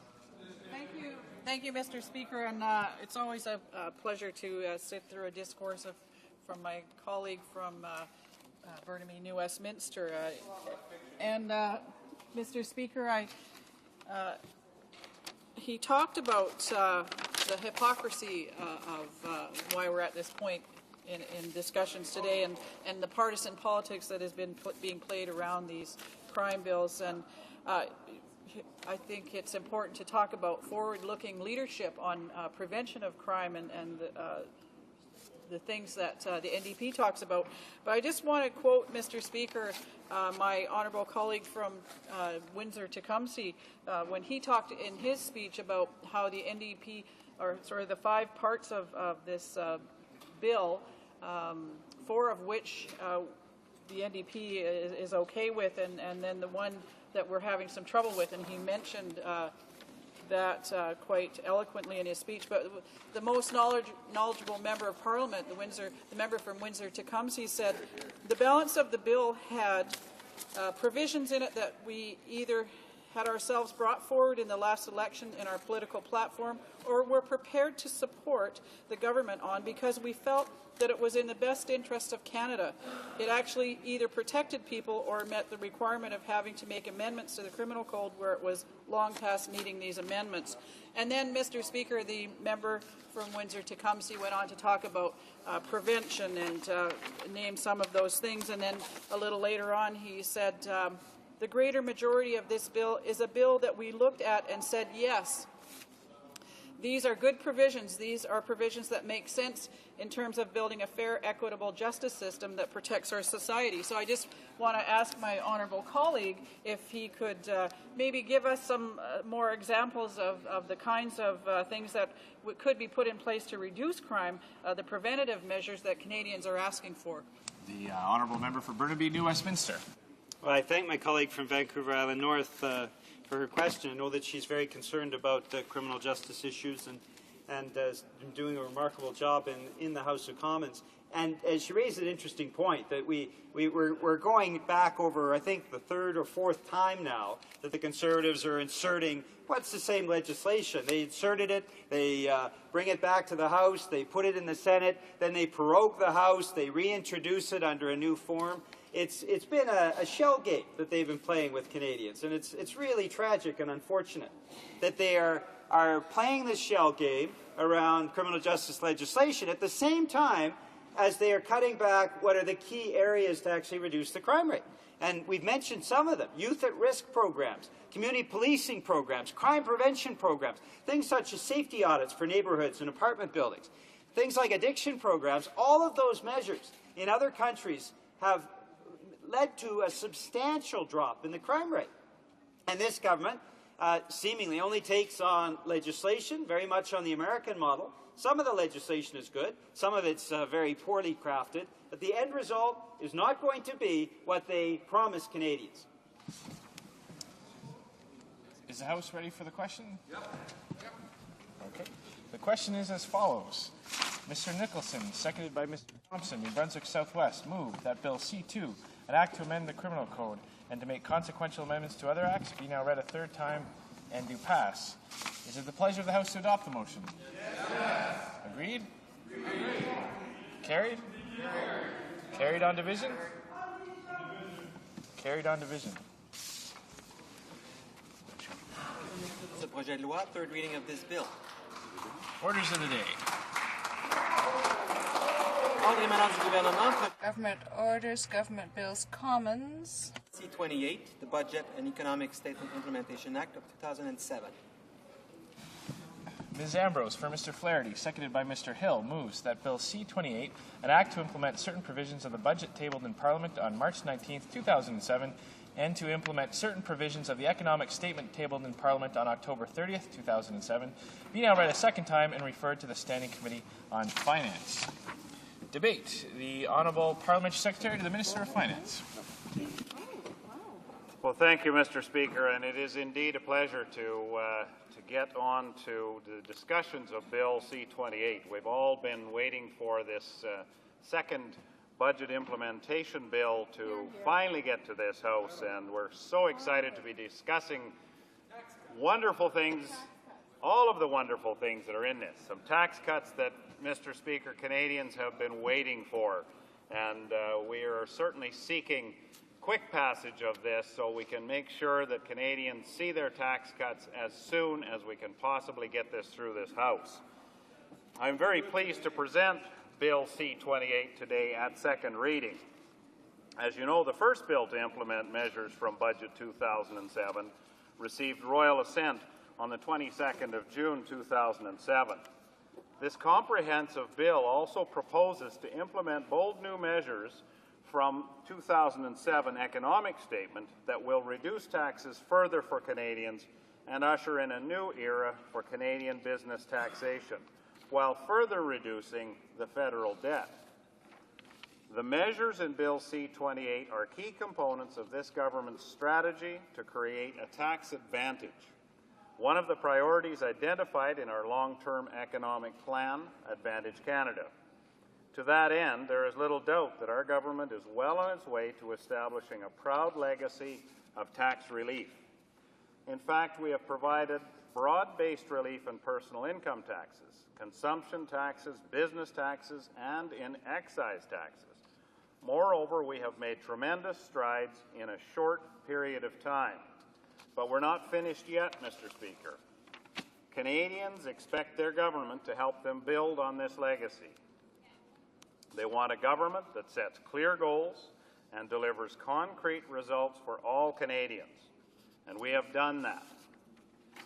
The 2007 speech from the throne, delivered on the 16th of October, outlined how the government plans to build on the action already taken to implement the commitments to Canadians in Advantage Canada plan. Reducing taxes for all Canadians and establishing the lowest overall corporate income tax in new business investment in the G7 is part of this government's long-term vision of creating a tax advantage for Canada.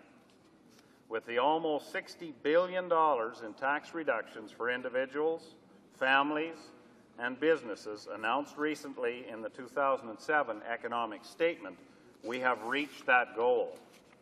That's $60 billion in relief over this and the next 5 years. And combined with previous relief provided by this government, the total tax relief over the same period is almost $190 billion. That is incredible, Mr. Speaker. My honourable colleagues are reminding me how incredible that is, $190 billion. Furthermore, the government's plan to reduce the federal budget by $10 billion will bring total debt reduction since 05-06 to more than $37 billion. Mr. Speaker, that's over $1,500 for every man, woman, and child in Canada. Not only have we reduced the debt, but through our tax-back guarantee, we have further reduced taxes for Canadians. We're limiting the growth of spending in government, and we're balancing the books. We're building modern and accessible world-class infrastructure that will help move Canadian goods to market, allowing our economy to grow and prosper. Our economic fundamentals are solid.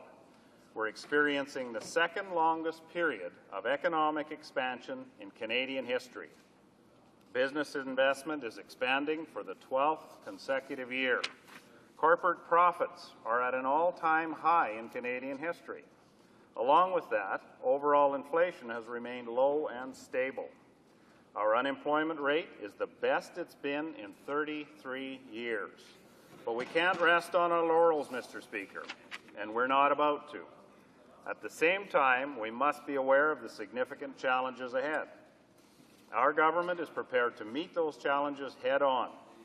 Let me illustrate how we're going to do that by outlining some of the key measures in this Bill C-28. These measures are many, so today I will focus on the key provisions of this bill. Mr. Speaker, for too many low-income Canadians, working can mean being financially worse off than staying on social assistance.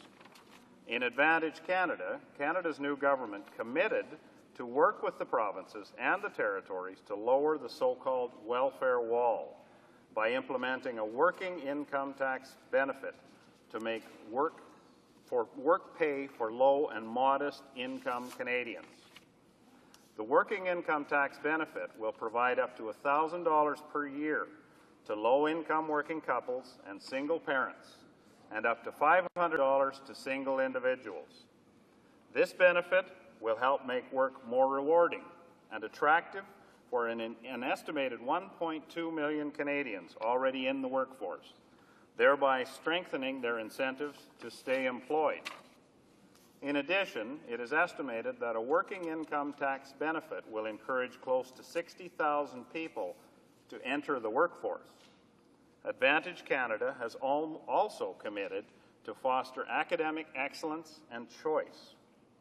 The honourable members may recall that in Budget 2006, the government fully exempted scholarship, fellowship, and bursary income received by post-secondary students.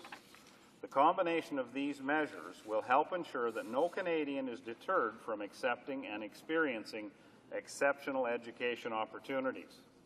This measure will benefit about 1,000 Canadian children and their families. Mr. Speaker, this government also pledged to increase health spending for sport and physical activity.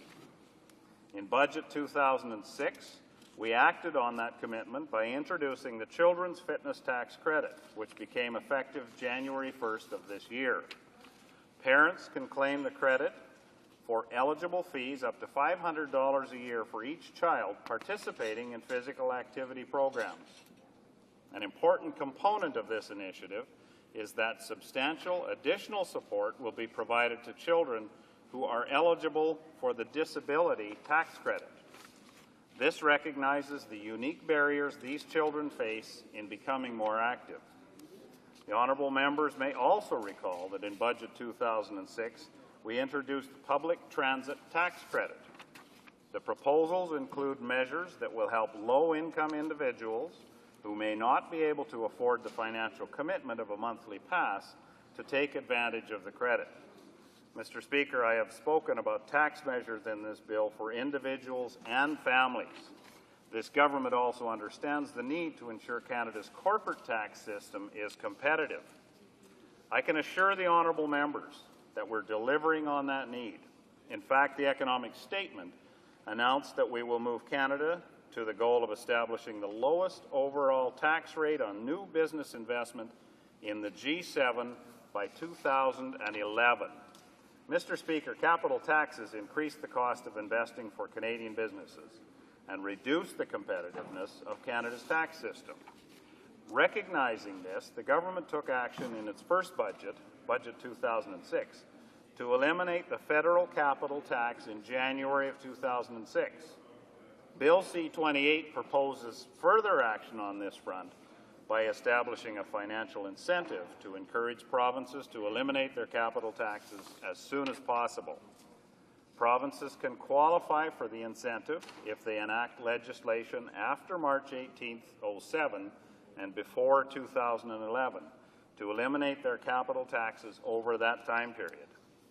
Mr. Speaker, provinces have an important role to play in improving Canada's business tax competitiveness. This incentive is important because it will encourage provinces to do the right thing and eliminate their capital taxes. Mr. Speaker, by reducing taxes for small businesses, this will help them succeed in an increasingly competitive global marketplace. But small businesses also face other challenges, such as handling the paperwork associated with filing tax form and remitting taxes. This can sometimes be an onerous task for small businesses. Bill C-28 proposes to implement measures from Budget 07 to ease the paperwork burden by reducing the frequency of tax remittances and filings for small businesses. These proposed changes will reduce the filing and remitting requirements of more than 350,000 small businesses by, on average, about one-third. Mr. Speaker, this government also recognizes the importance of small business owners such as farmers, fishermen, and fisherwomen. Indeed, these sectors are key drivers of Canada's economic success. One of the ways that Canada's federal income tax system supports these entrepreneurs is through the lifetime capital gains exemption, providing a tax exemption on capital gains realized on the disposition of qualified farm and fishing property or qualified small business corporation shares increases the rewards of investing in small business, farming, and fishing. It also helps to ensure financial security for their retirement. In recognition of the importance of these entrepreneurs to the Canadian economy and to help them better prepare for the future, Budget 2007 proposes to increase the lifetime capital gains exemption to $750,000 from the existing $500,000. This is the first time it has been increased since 1988. Mr. Speaker, Canada's economy depends on the trucking sector to function effectively. It is all very well to manufacture quality Canadian goods, but if you can't get those goods to market, where does that leave you? Increasing demand for highly skilled truck drivers and a rapidly aging workforce are raising concerns that Canada may be facing a shortage of qualified truck drivers. In Budget 2007, the government introduced a proposal that is aimed specifically at helping this important industry. In order to provide better recognition of the significant meal expenses incurred by long-haul truck drivers while on the road, Budget 2007 proposes to increase to 80% from 50% the share of meal expenses that long-haul truck drivers can deduct for tax purposes. To parallel the treatment on the income tax side, Bill C-28 proposes to amend the sales tax legislation by increasing the percentage of available input tax credits for GST, HST paid on meal expenses of long-haul truck drivers. As I have outlined here today, Mr. Speaker, Bill C-28 contains numerous measures that will help businesses. There is one other measure that I would like to mention because it builds on a commitment made by this government to create child care spaces. You will recall that in Budget 2006, we introduced the Universal Child Care Plan, a strategy to provide support for families with children. In July 2006, parents began receiving support of $100 per month for every child under age 6 to be used for the priorities identified by parents as they determine how best to balance home, work, and other commitments. By recognizing that parents often choose to use child care services, the government also committed to provide $250 million annually to support the creation of up to 25,000 new spaces beginning in 2007 and 8. In Budget 2007, and indeed in this bill today, we are further delivering on our commitment to help create child care spaces. I would now like to outline the measures in Bill C-28 that were announced in the recent 2007 economic statement. These initiatives complement the proposals from Budget 07 that I have just outlined. Canada's strong fiscal position provides us with an opportunity that few other countries have to make broad-based tax reductions that will strengthen our economy, stimulate investment, and create more and better jobs. Mr. Speaker, about 3/4 of the tax reductions will benefit individual Canadians and their families. This includes reducing the GST rate to 5% from 6%, effective January 1st, 2008. Building on last year's GST reduction, the combined 2 percentage point reduction represents some $12 billion in annual savings for consumers, and the total savings are significant. Let's look at some of these examples. A family purchasing a new $300,000 home will save $3,840 in GST. Spending $10,000 on home renovations will save a family $200 in GST. And for a family spending $30,000 on a new minivan, they will save $600 in GST. It's important to point out, Mr. Speaker, that to benefit low and modest income families, the GST credit will remain at current levels even though the GST is being reduced. Bill C-28 also proposes to increase the amount all Canadians can earn without paying federal income tax down to $9,600 in 2007 and 2008, and to $10,100 in 2009. Furthermore, the lowest personal income tax rate will be reduced to 15% from 15.5%, effective January 1st, 2007. Together, these income taxes will deliver relief on next spring's income tax returns and move some 385,000 people off the income tax rolls at least a year earlier than currently legislated. For Canadian businesses, Bill C-28 proposes a bold new tax reduction initiative that will reduce the general federal corporate income tax rate to 15% by the year 2012, starting with 1 percentage point reduction in 2008, beyond the already scheduled reductions. Mr. Speaker, this move will give Canada the lowest overall tax rate in new business investment in the G7 by 2011, and the lowest statutory tax rate in the G7 by 2012. Mr. Speaker, Canadians want a government that sets clear goals and delivers concrete results. We have set those goals, and with the measures in this bill, we are delivering those results. Once passed, the measures in Bill C-28 from this year's budget, in combination with the tax reduction initiatives announced in the 2007 economic statement, will deliver to Canadians key components of the Advantage Canada plan that will help secure Canada's place as a clear leader in the world. Thank you, Mr. Speaker. Questions and comments. The honourable member for Charlottetown.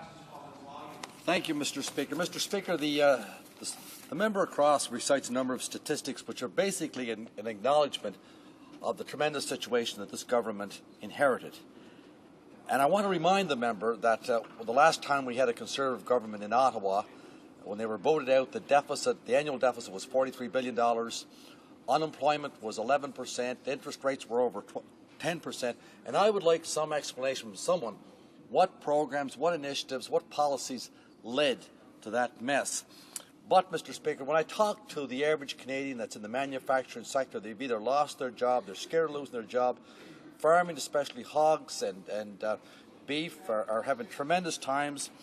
Tourism is being hit by the Canadian dollar. Students have been here in the Hill in the last couple of weeks, got nothing at all. The city mayors have been here. Our infrastructure package is about a third as it was with the previous government. And the answer, and I listened to question period today, the answer we're getting to every question on behalf of every Canadian, tax cuts. And Mr. Speaker, it's my submission that Canada is larger than that. We have a shared destiny. We need leadership. We need vision. We need a party that speaks for all Canadians, all regions, wherever they live and in all sectors. So my question to the member across, is he as disappointed as I and other Canadians are in the direction of this government? The Honourable Parliamentary Secretary to the Minister of Finance. Well, I would love to answer that in one simple question, Mr. Speaker, and I thank the honourable member for the opportunity to suggest some of the things that he's obviously failed to recognize. The answer to the question is I'm quite excited about this bill that we're putting forward. I'm quite excited about what this government has done for Canadians. I'm almost as excited as many of my constituents were when this government actually took power. I do live in Alberta, Mr. Speaker, and we live in conservative country. My conservative constituents have been asking for many, many years why this former Liberal government was allowed to slash and burn. The honourable member talks about those 13 dark years that we faced with the Liberal government, and he talks about what we inherited from them. More importantly, Mr. Speaker, the recovery that the previous progressive Conservative Prime Minister had left for the Liberals, he'd fixed it. They inherited that. Questions and comments. The Honourable Member for Mississauga, Arundel.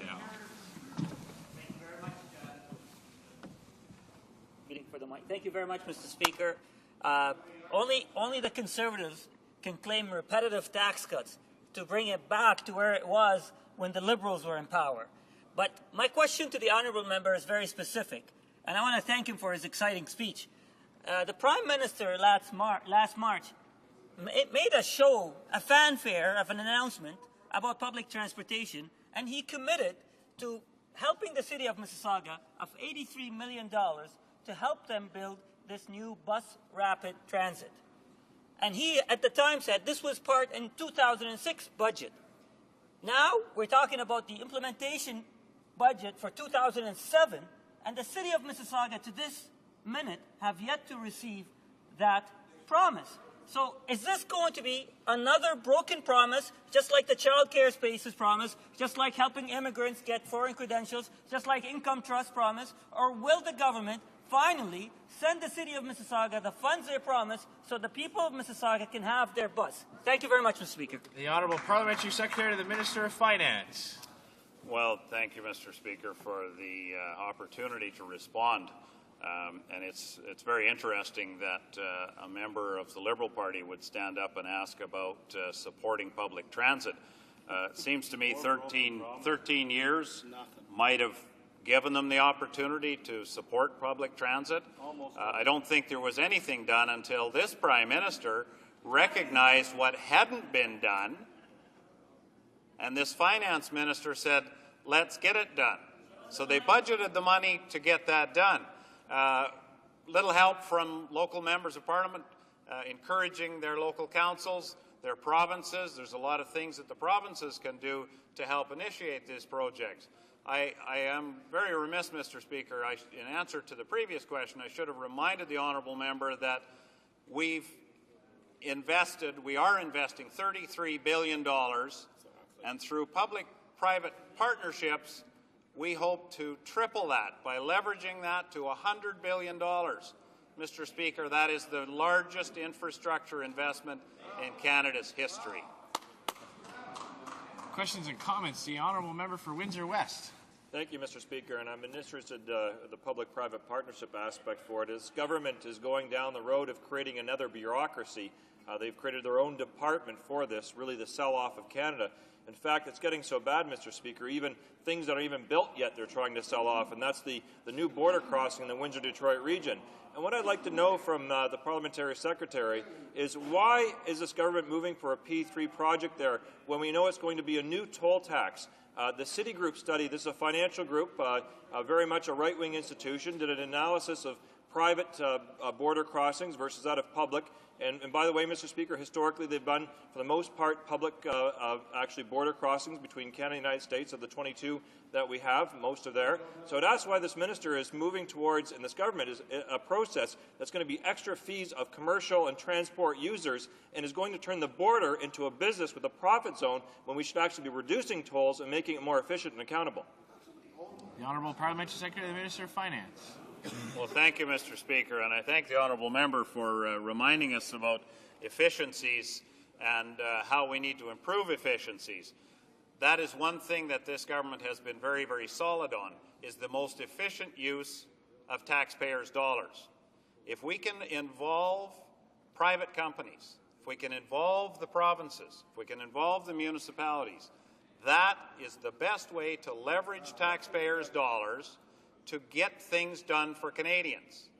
I know to the NDP, profit is a dirty word, but unfortunately that's what this, or should I say fortunately, that's what this country is built on, is the opportunity for individuals to profit. And if we can increase the opportunities and provide the services to Canadians, what is so bad about that idea, Mr. Speaker? And comments. The Honourable Member for Westlock St. Paul's. Thank you very much, Mr. Speaker, and I want to congratulate the honourable member for his riveting speech. And where his delivery was excellent, the substance of the speech was even better. The moral of this story, Mr. Speaker, is we've had enough as Canadians of a party and a government that was for everything, for everybody, but accomplished nothing for nobody.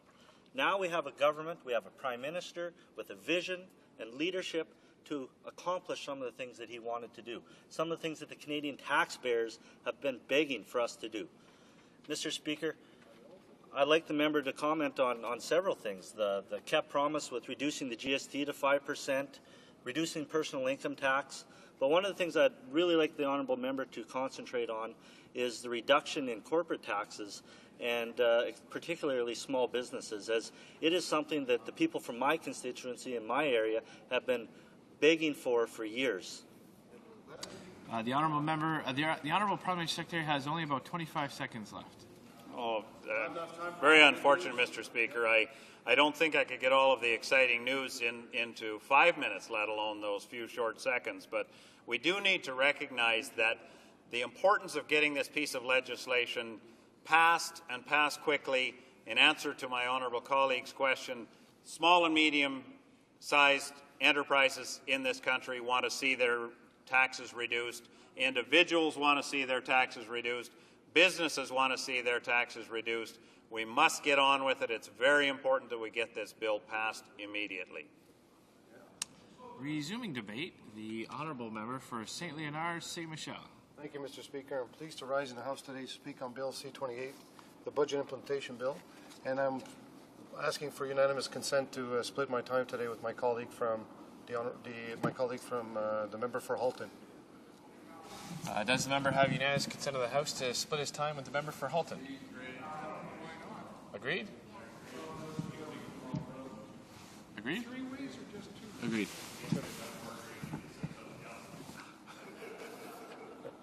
Thank you, Mr. Speaker. I've had several opportunities to speak on past Conservative budgets, including this one, and every time I speak on a Conservative budget, the same problem comes up, Mr. Speaker, and that is the lack of vision displayed by this government. We know that it takes months to prepare a federal budget. It involves many hours of research and consultation. But what good is a budget if it contains no vision for the country? What good is it in this document if it does not set out a plan for Canada's economic security? As we debate the implementation of the Conservatives' latest budget, I would like to discuss some of the most problematic areas of this document. First of all, I'd like to talk about Canada's economic prosperity and our ability to be competitive in the future. These topics are important to me as a Member of Parliament because I believe that without a strong economy and prosperous Canadians, our country can't and won't be able to continue to fund its generous social programs. As Deputy Chair of the Standing Committee on Finance, my role is to ensure that Canadians are continually kept informed and that we put forward progressive ideas for this government to act in such a way as to ensure that our economic prosperity continues and that our country continues to grow. One of these opportunities. As we meet with hundreds of business leaders, nonprofit organizations, environmental groups, artists, industry stakeholders, and many others. Overwhelmingly, over the last 2 years, experts from these nonpartisan meetings have told us that Canada's next major economic challenge will be to improve our productivity. Some of the economic solutions that have been suggested are to allow manufacturers the ability to write off assets in accordance to their useful life. Other suggestions is to make all research and development credits earned refundable. But cutting income taxes is at the top of almost everyone's list. First corporate, second personal income taxes. But no one, Mr. Speaker, advocates cutting the GST. Our leader, the member for St. Laurent-Cartierville, has been clear on this position. He is not advocating increasing the GST. His preference is to cut income taxes and has been on the record since last year. The only people who think that cutting the GST will improve our economic prosperity are the Prime Minister and his Finance Minister. You may be wondering whether the Liberal Party has any credibility when it talks about the GST. Mr. Speaker, the world has changed since 1993. The economic challenges are no longer the same. The world is increasingly changing due to the number of commercial transactions. Technology has evolved and transformed the way of doing business. Goods and services are more rapidly transported and more effectively than in the past. 15 years ago, the main source of revenue for many countries in the world was raising taxes. Company profits. If the companies had physical infrastructures, governments knew that it was unlikely these companies would relocate. So they just hit them harder with an endless barrage of taxes. It just didn't matter. Consumption taxes, such as the GST, were viewed as a deterrent to spending, so countries stayed away from that form of taxation. You needed spending to grow your economy internally. When the Liberals were elected in 1993, they inherited a deficit of over $40 billion, and they had to deal with a dilemma because the country needed revenue from the GST and also from personal and corporate taxes. The Liberal government had to make difficult decisions, and all Canadians had to make huge sacrifices. As spending came under control, the next step was tax reform. Don't you think that the popular and politically brilliant thing to do would have been to reduce the GST? Perhaps, but that wouldn't have been the best way to proceed and wouldn't have been in Canada's best interests. Remember, our dollar was weak. So why would companies come and invest here in Canada? Even if they had the good fortune to be making profits, they would be taxed on those profits, and any competitive advantage would be lost because of the weakness of the dollar. And that's why the Minister of Finance at the time, the member for La Salle-Mar, chose to reduce corporate and personal taxes instead of the GST. Was this the right decision? Well, the proof is in the pudding, Mr. Speaker. Today, in 2007, Canada has enjoyed a decade of annual surpluses, high employment, has paid down over $75 billion in debt during that same period, and has become the country with the lowest debt to GDP ratio in the G8. The government now needs a vision to attack the productivity agenda. Instead of formulating a solid plan to improve productivity, the Conservatives have spent most of their time in office bringing in legislation to make short-term political gains, never looking beyond the next election. For 12 years, the Liberal government helped set the vision for our economic prosperity. What has the present Conservative government done in the last 2 years? Have they presented a vision of any type? Yes. They've supported a combative role in Afghanistan. They have increased spending, the bulk of which has gone to the military, and in 2 years, the Conservative government has become the highest spending government in the history of Canada. But economically, Canadians have seen no vision. The Finance Minister says Canadians are overtaxed. But in Budget 2006, he increased personal income taxes at the lowest rate from 15% to 15.5%. During his economic update, the Minister announced he would lower the tax rate back to the original Liberal rate of 15%, and he had the audacity to call it a tax cut. In regards to this bill's corporate income tax cuts, they merely match the ones proposed by the Liberal government in 2005. These cuts have been advocated by a party's leader, the member of Parliament for Saint-Laurent-Cartierville, during the last year. In addition, last year, the Finance Minister decided to tax income trusts, despite an election promise not to do that. This flip-flop caused Canadians to lose from $25 to $30 billion overnight. Many Canadians were affected by this broken promise, but many didn't realize what was going on because the lion's share of those losses affected pension funds. Just call your fund managers or your brokers and they'll explain the situation to you. Energy and resources are looking for ways to fund their growth. Just a few months ago, because of the weakness of our dollar, foreigners were coming and buying up Canadian income trusts for a song. We can take the examples set by Nordic countries, where these countries' social spending has always been a priority, and now income taxes are being lowered to continue to attract foreign investors.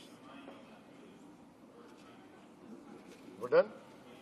The honourable member will have 2 minutes left to conclude his remarks.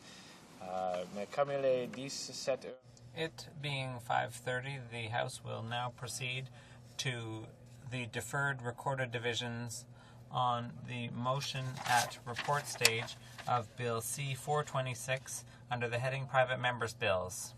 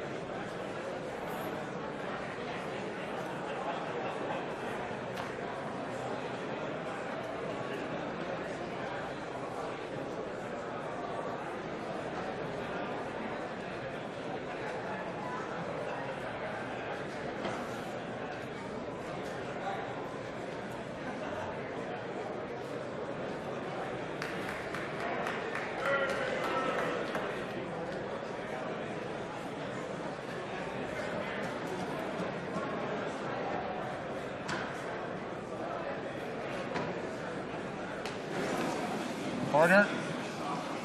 Alors, la question. Order. The question is as follows. Mr. Ménard Macorel-Fortin, seconded by Mrs. Tillac, moved that Bill C-426, an act to amend the Canada Evidence Act, protection of journalistic sources and search warrants, be now read a second time and referred to the Standing Committee on Justice and Human Rights. My left in favor of the motion will please rise. Monsieur Ménard Macorel-Fortin. Monsieur Ménard Macorel-Fortin. Mr. Tansky. Mr. Mr. Rota.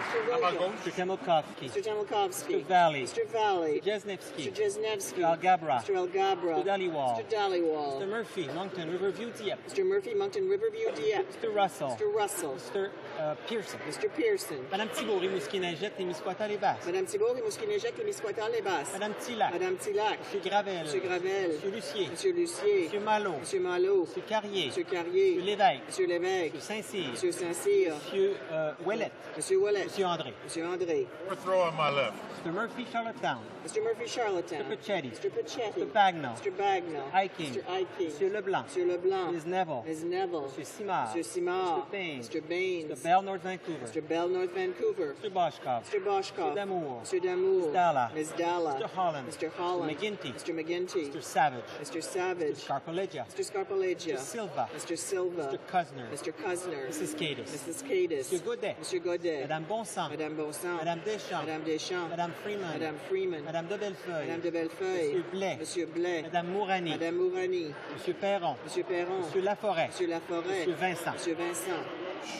Monsieur Baines. Mr. Malley, excusez. Mr. Molly. Mr. Maloney. Mr. Maloney. Mr. St. Dennis. Mr. St. Dennis. Mr. Steckley. Mr. Steckley. Madame Jennings. Madame Jennings. Mr. Hubbard. Mr. Hubbard. Mr. McCaig. Mr. McTague. Monsieur Patry. Monsieur Patry. Mr. Wilford. Mr. Wilford. Mr. Zed. Mr. Zed. Mr. Zabo. Mr. Zabo. Mr. Telegdi. Mr. Telegdi. Ms. Caritac Lindell. Ms. Caritac Lindell. Mr. Matthews. Mr. Matthews. Mr. Tonks. Mr. Tonks. Monsieur Cardin. Monsieur Cardin. Madame Faye. Madame Faye. Madame Barbeau. Madame Barbeau. Monsieur Bellavance. Monsieur Bellavance. Monsieur Coteau. Monsieur Coteau. Monsieur Bouchard. Monsieur Bouchard. Madame Lavallée. Madame Lavallée. Monsieur Lemay. Monsieur Lemay. Monsieur Nadeau. Monsieur Nadeau. Second row on my left. Second row on my left. Mr. Lee. Mr. Lee. Mr. Scott. Mr. Scott. Mr. Burns. Mr. Burns. Mr. Chan. Mr. Chan. Monsieur Coder. Mr. Coder. Mr. Cotler. Mr. Cotler. Ms. Gros. Ms. Gros. Monsieur Thibault Westnova. Mr. Thibault Westnova. Mr. Turner. Mr. Turner. Mrs. Redmond. Mrs. Redmond. Monsieur Proux. Monsieur Proux. Mr. Dossange. Mr. Dossange. Mrs. Barnes. Mrs. Barnes. Ms. Brown Oakville. Ms. Brown Oakville. Madame Picard. Madame Picard. Monsieur Guimont. Monsieur Guimont. Madame Gay. Madame Gay. Monsieur Plamondon. Monsieur Plamondon. Madame Brunel. Madame Brunel. Madame Saint-Hilaire. Madame Saint-Hilaire. Monsieur Roy. Monsieur Roy. Madame Bourgeois. Madame Bourgeois. Madame Demers. Madame Demers. Monsieur Lessard. Monsieur Lessard. First row on my left. Mr. Bevilacqua. Mr. Bevilacqua. Miss Fry. Ms. Fry. Miss Bennett. Ms. Bennett. Mr. Dryden. Mr. Dryden. Miss Guarnieri. Ms. Guarnieri. Madame Marlowe. Madame Robillard. Madame Robillard. Mr. Goodale. Mr. Goodale. Mr. Ignatieff. Mr. Ignatieff. Mr. Macaulay. Mr. Macaulay. Madame Marlowe. Madame Marlowe. Mr. Godfrey. Mr. Godfrey. Ms. Mina. Ms. Mina. Mr. Regan. Mr. Regan. Monsieur Crête. Monsieur Crête. Monsieur Duceppe. Monsieur Duceppe. Monsieur Paquette. Monsieur Paquette. Madame Lalonde. Madame Lalonde. Madame Gagnon. Madame Gagnon. Monsieur Ménard Hochelaga. Monsieur Ménard Hochelaga. Monsieur Bachan. Monsieur Bachan. Monsieur Laframboise. Monsieur Laframboise. Monsieur Bigras. Monsieur Bigras. Monsieur Asselin. Monsieur Asselin. All those at my right in favor of the motion will please rise. Fifth row on my right. Monsieur Arthur. Monsieur Arthur. Mr. Dewar. Mr. Dewar. Ms. Nash. Ms. Nash. Mr. Atamanenko. Mr. Adamanenko. Fourth row on my right. Ms. Pretty. Ms. Pretty. Mrs. Matheson. Mrs. Matheson. Madame Savoie. Madame Savoie. Ms. Bell, Vancouver Island North. Ms. Bell, Vancouver Island North. Ms. Chow. Ms. Chow. Deuxième rangée à ma droite. Ms. Crowder. Ms. Crowder. Ms. Charlton. Ms. Charlton. Mr. Angus. Mr. Angus. Mr. Collins, Skinnabuckey Valley. Mr. Collins, Skinnabuckey Valley. Mr. Julian. Mr. Julian. Mr. Sixay. Mr. Sixay. Douzième rangée. Second row at my right. Massey. Mr. Massey. Mr. Godin. Mr. Godin. Mr. Comartin. Mr. Comartin. Ms. Black. Ms. Black. Mr. Christopherson. Mr. Christopherson. Mr. Martin, Sault Ste. Marie. Mr. Martin, Sault Ste. Marie. First row on my right. Monsieur Mulcair. Mr. Mulcair. Mr. Layton. Mr. Layton. Ms. Davies. Ms. Davies. Ms. McDonough. Ms. McDonough. Mr. Martin, Winnipeg Centre. Mr. Martin, Winnipeg Centre. All those at my left opposed to the motion will please rise. Monsieur Harvey. Monsieur Harvey. Fifth row on my left. Monsieur Lake. Fourth row on my left. Mr. Fast. Mr. Fast. Troisième rangée, Yamago. Third row on my left. Dykstra. Douzième rangée. Second row on my left. Del Mastro. All those on my right opposed to the motion will please rise. Mr. Shear. Mr. Shear. Mr. Albrecht. Mr. Albrecht. Mr. Allen. Mr. Allen. Mr. Brownberry. Mr. Brownberry. Calkins. Mr. Calkins. Mr. Cannon, Kelowna Lake Country. Mr. Cannon, Kelowna Lake Country. Mrs. Davidson. Mrs. Davidson. Mr. Mays. Mr. Mays. Mr. Norlock. Mr. Norlock. Mr. Petit. Mr. Petit. Mr. Shipley. Mr. Shipley. Mr. Epp. Mr. Epp. Mr. Stanton. Mr. Stanton. Mr. Storseth. Mr. Storseth. Mr. Sweet. Mr. Sweet. Mr. Van Kesteren. Mr. Van Kesteren. Mr. Wallace. Mr. Wallace. Mr. Workington. Mr. Workington. Mr. Watson. Mr. Watson. Mr. Tweed. Mr. Tweed. Monsieur Lebel. Monsieur Lebel. Monsieur Galipeau. Mr. Galipeau. Mr. Fitzpatrick. Mr. Fitzpatrick. Mrs. Gallant. Mrs. Gallant. Mr. Goldring. Mr. Goldring. Mr. Lunny. Mr. Lunny. Mr. Merrifield. Mr. Merrifield. Mr. Rajat. Mr. Rajat. Mr. Sorensen. Mr. Sorensen. Mr. Velikot. Mr. Velikot. Schellenberger. Mr. Schellenberger. Mr. Allison. Mr. Allison. Mr. Jaffer. Mr. Jaffer. Mr. Batters. Mr. Batters. Mr. Bazan. Mr. Bazan. Mr. Brown leads Granville. Mr. Brown leads Grenville. Mr. DeVolen. Mr. DeVolen. Mr. Goodyear. Mr. Goodyear. Mr. Cramp. Prince Edward Hastings. Mr. Cramp. Prince Edward Hastings. Mr. Miller. Mr. Miller. Mr. Preston. Mr. Preston. Mrs. Graywall. Mrs. Graywall. Mrs. Smith. Mrs. Smith. Mr. Tilson. Mr. Tilson. Mr. Trost. Mr. Trost. Troisième rangée. Third row on my right. Mr. Hanger. Mr. Hanger. Mr. Harris. Mr. Harris. Mr. Thompson Wildrose. Mr. Thompson Wild Rose. Mr. Williams. Mr. Williams. Mr. Poiliev. Mr. Poiliev. Mr. Carey. Mr. Carey. Mr. McKenzie. Mr. McKenzie. Mr. Warawa. Mr. Warawa. Mr. Hahn. Mr. Khan. Mr. Gould. Mr. Gould. Madame Boucher. Madame Boucher. Mr. Lukiski. Mr. Lukiski. Mr. Lemieux. Mr. Lemieux. Mr. Reed. Mr. Reed. Mr. Menzies. Mr. Menzies. Mr. Brunouz. Mr. Brunouz. Mrs. Yelich. Mrs. Yelich. Mr. Komarnicki. Mr. Komarnicki. Mr. Jean. Mr. Jean. Mr. Kitty, South Shore, St. Margaret's. Mr. Kitty, South Shore, St. Margaret's. Mr. Hebert. Mr. Hebert. Mr. Anders. Mr. Anders. Mr. Casson. Mr. Casson. Mr. Doyle. Mr. Doyle. Deuxième rangée. Second row on my right. Cummins. Mr. Cummins. Mr. Richardson. Mr. Richardson. Mr. Chong. Mr. Chong. Abbott. Mr. Abbott. Mr. Fitzpatrick. Sorry, Mr. Pallister. Mr. Pallister. Mrs. Hinton. Mrs. Hinton. Mr. Moore, Fundy Royal. Mr. Fundy Royal. Mr. Kenny, Calgary Southeast. Mr. Kenny, Calgary Southeast. Baird. Mr. Baird. Mr. Bernier. Mr. Bernier. Mr. Blackburn. Mr. Blackburn. Madame Werner. Madame Werner. Mr. Van Loan. Mr. Van Loan. Mr. Hill. Mr. Hill. Ms. Finley. Ms. Finley. Mrs. Oblonsky. Mrs. Oblonsky. Mrs. Georges. Ms. Georges. Mr. Paradis. Mr. Paradis. Mr. Lauzon. Mr. Lauzon. Mr. Kemp. Pitt Meadows, Maple Ridge Mission. Mr. Camp at Meadows Maple Ridge Mission. Mr. Anderson. Mr. Anderson. Mr. O'Brien. Mr. O'Brien. Mr. Benoit. Mr. Benoit. Mr. Brightprice. Mr. Brightprice. First row on my right. Mr. Kamudzi. Mr. Kamuzi. Mrs. Skelton. Mrs. Skelton. Ms. Oda. Ms. Oda. Mr. Thompson, Brunswick Southwest. Mr. Thompson, New Brunswick Southwest. Mr. O'Connor. Mr. O'Connor. Taves. Mr. Taves. Mr. Day. Mr. Day. Mr. Nicholson. Mr. Nicholson. Mr. Mickey, Central Nova. Mr. McKay, Central Nova. Monsieur Cannon Pontiac. Mr. Cannon Pontiac. Flaherty. Mr. Flaherty. Mr. Straw. Mr. Straw. Mr. Solberg. Mr. Solberg. Mr. Emerson. Mr. Emerson. Mr. Ritz. Mr. Ritz. Mr. Hearn. Mr. Hearn. Mr. Lunn. Mr. Lunn. Mr. Moore, Port Moody, Westwood, Port Coquitlam. Mr. Moore, Port Moody, Westwood, Port Coquitlam. Mr. Fletcher. Mr. Fletcher.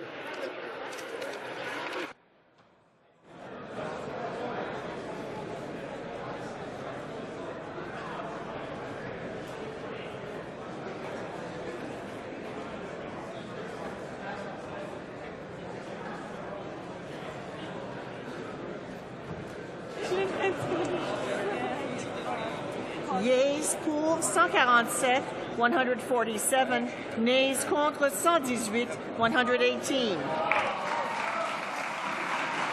Je déclare la motion adoptée. I declare motion carried. Bill, deuxième lecture de ce projet de loi. En conséquence, ce projet de loi Accordingly, the bill stands referred to the Standing Committee on Justice and Human Rights. The House will now proceed to the taking of the deferred recorded division on the motion at second reading stage of Bill C-357 under private member's business. La question est la suivante. Question is as follows.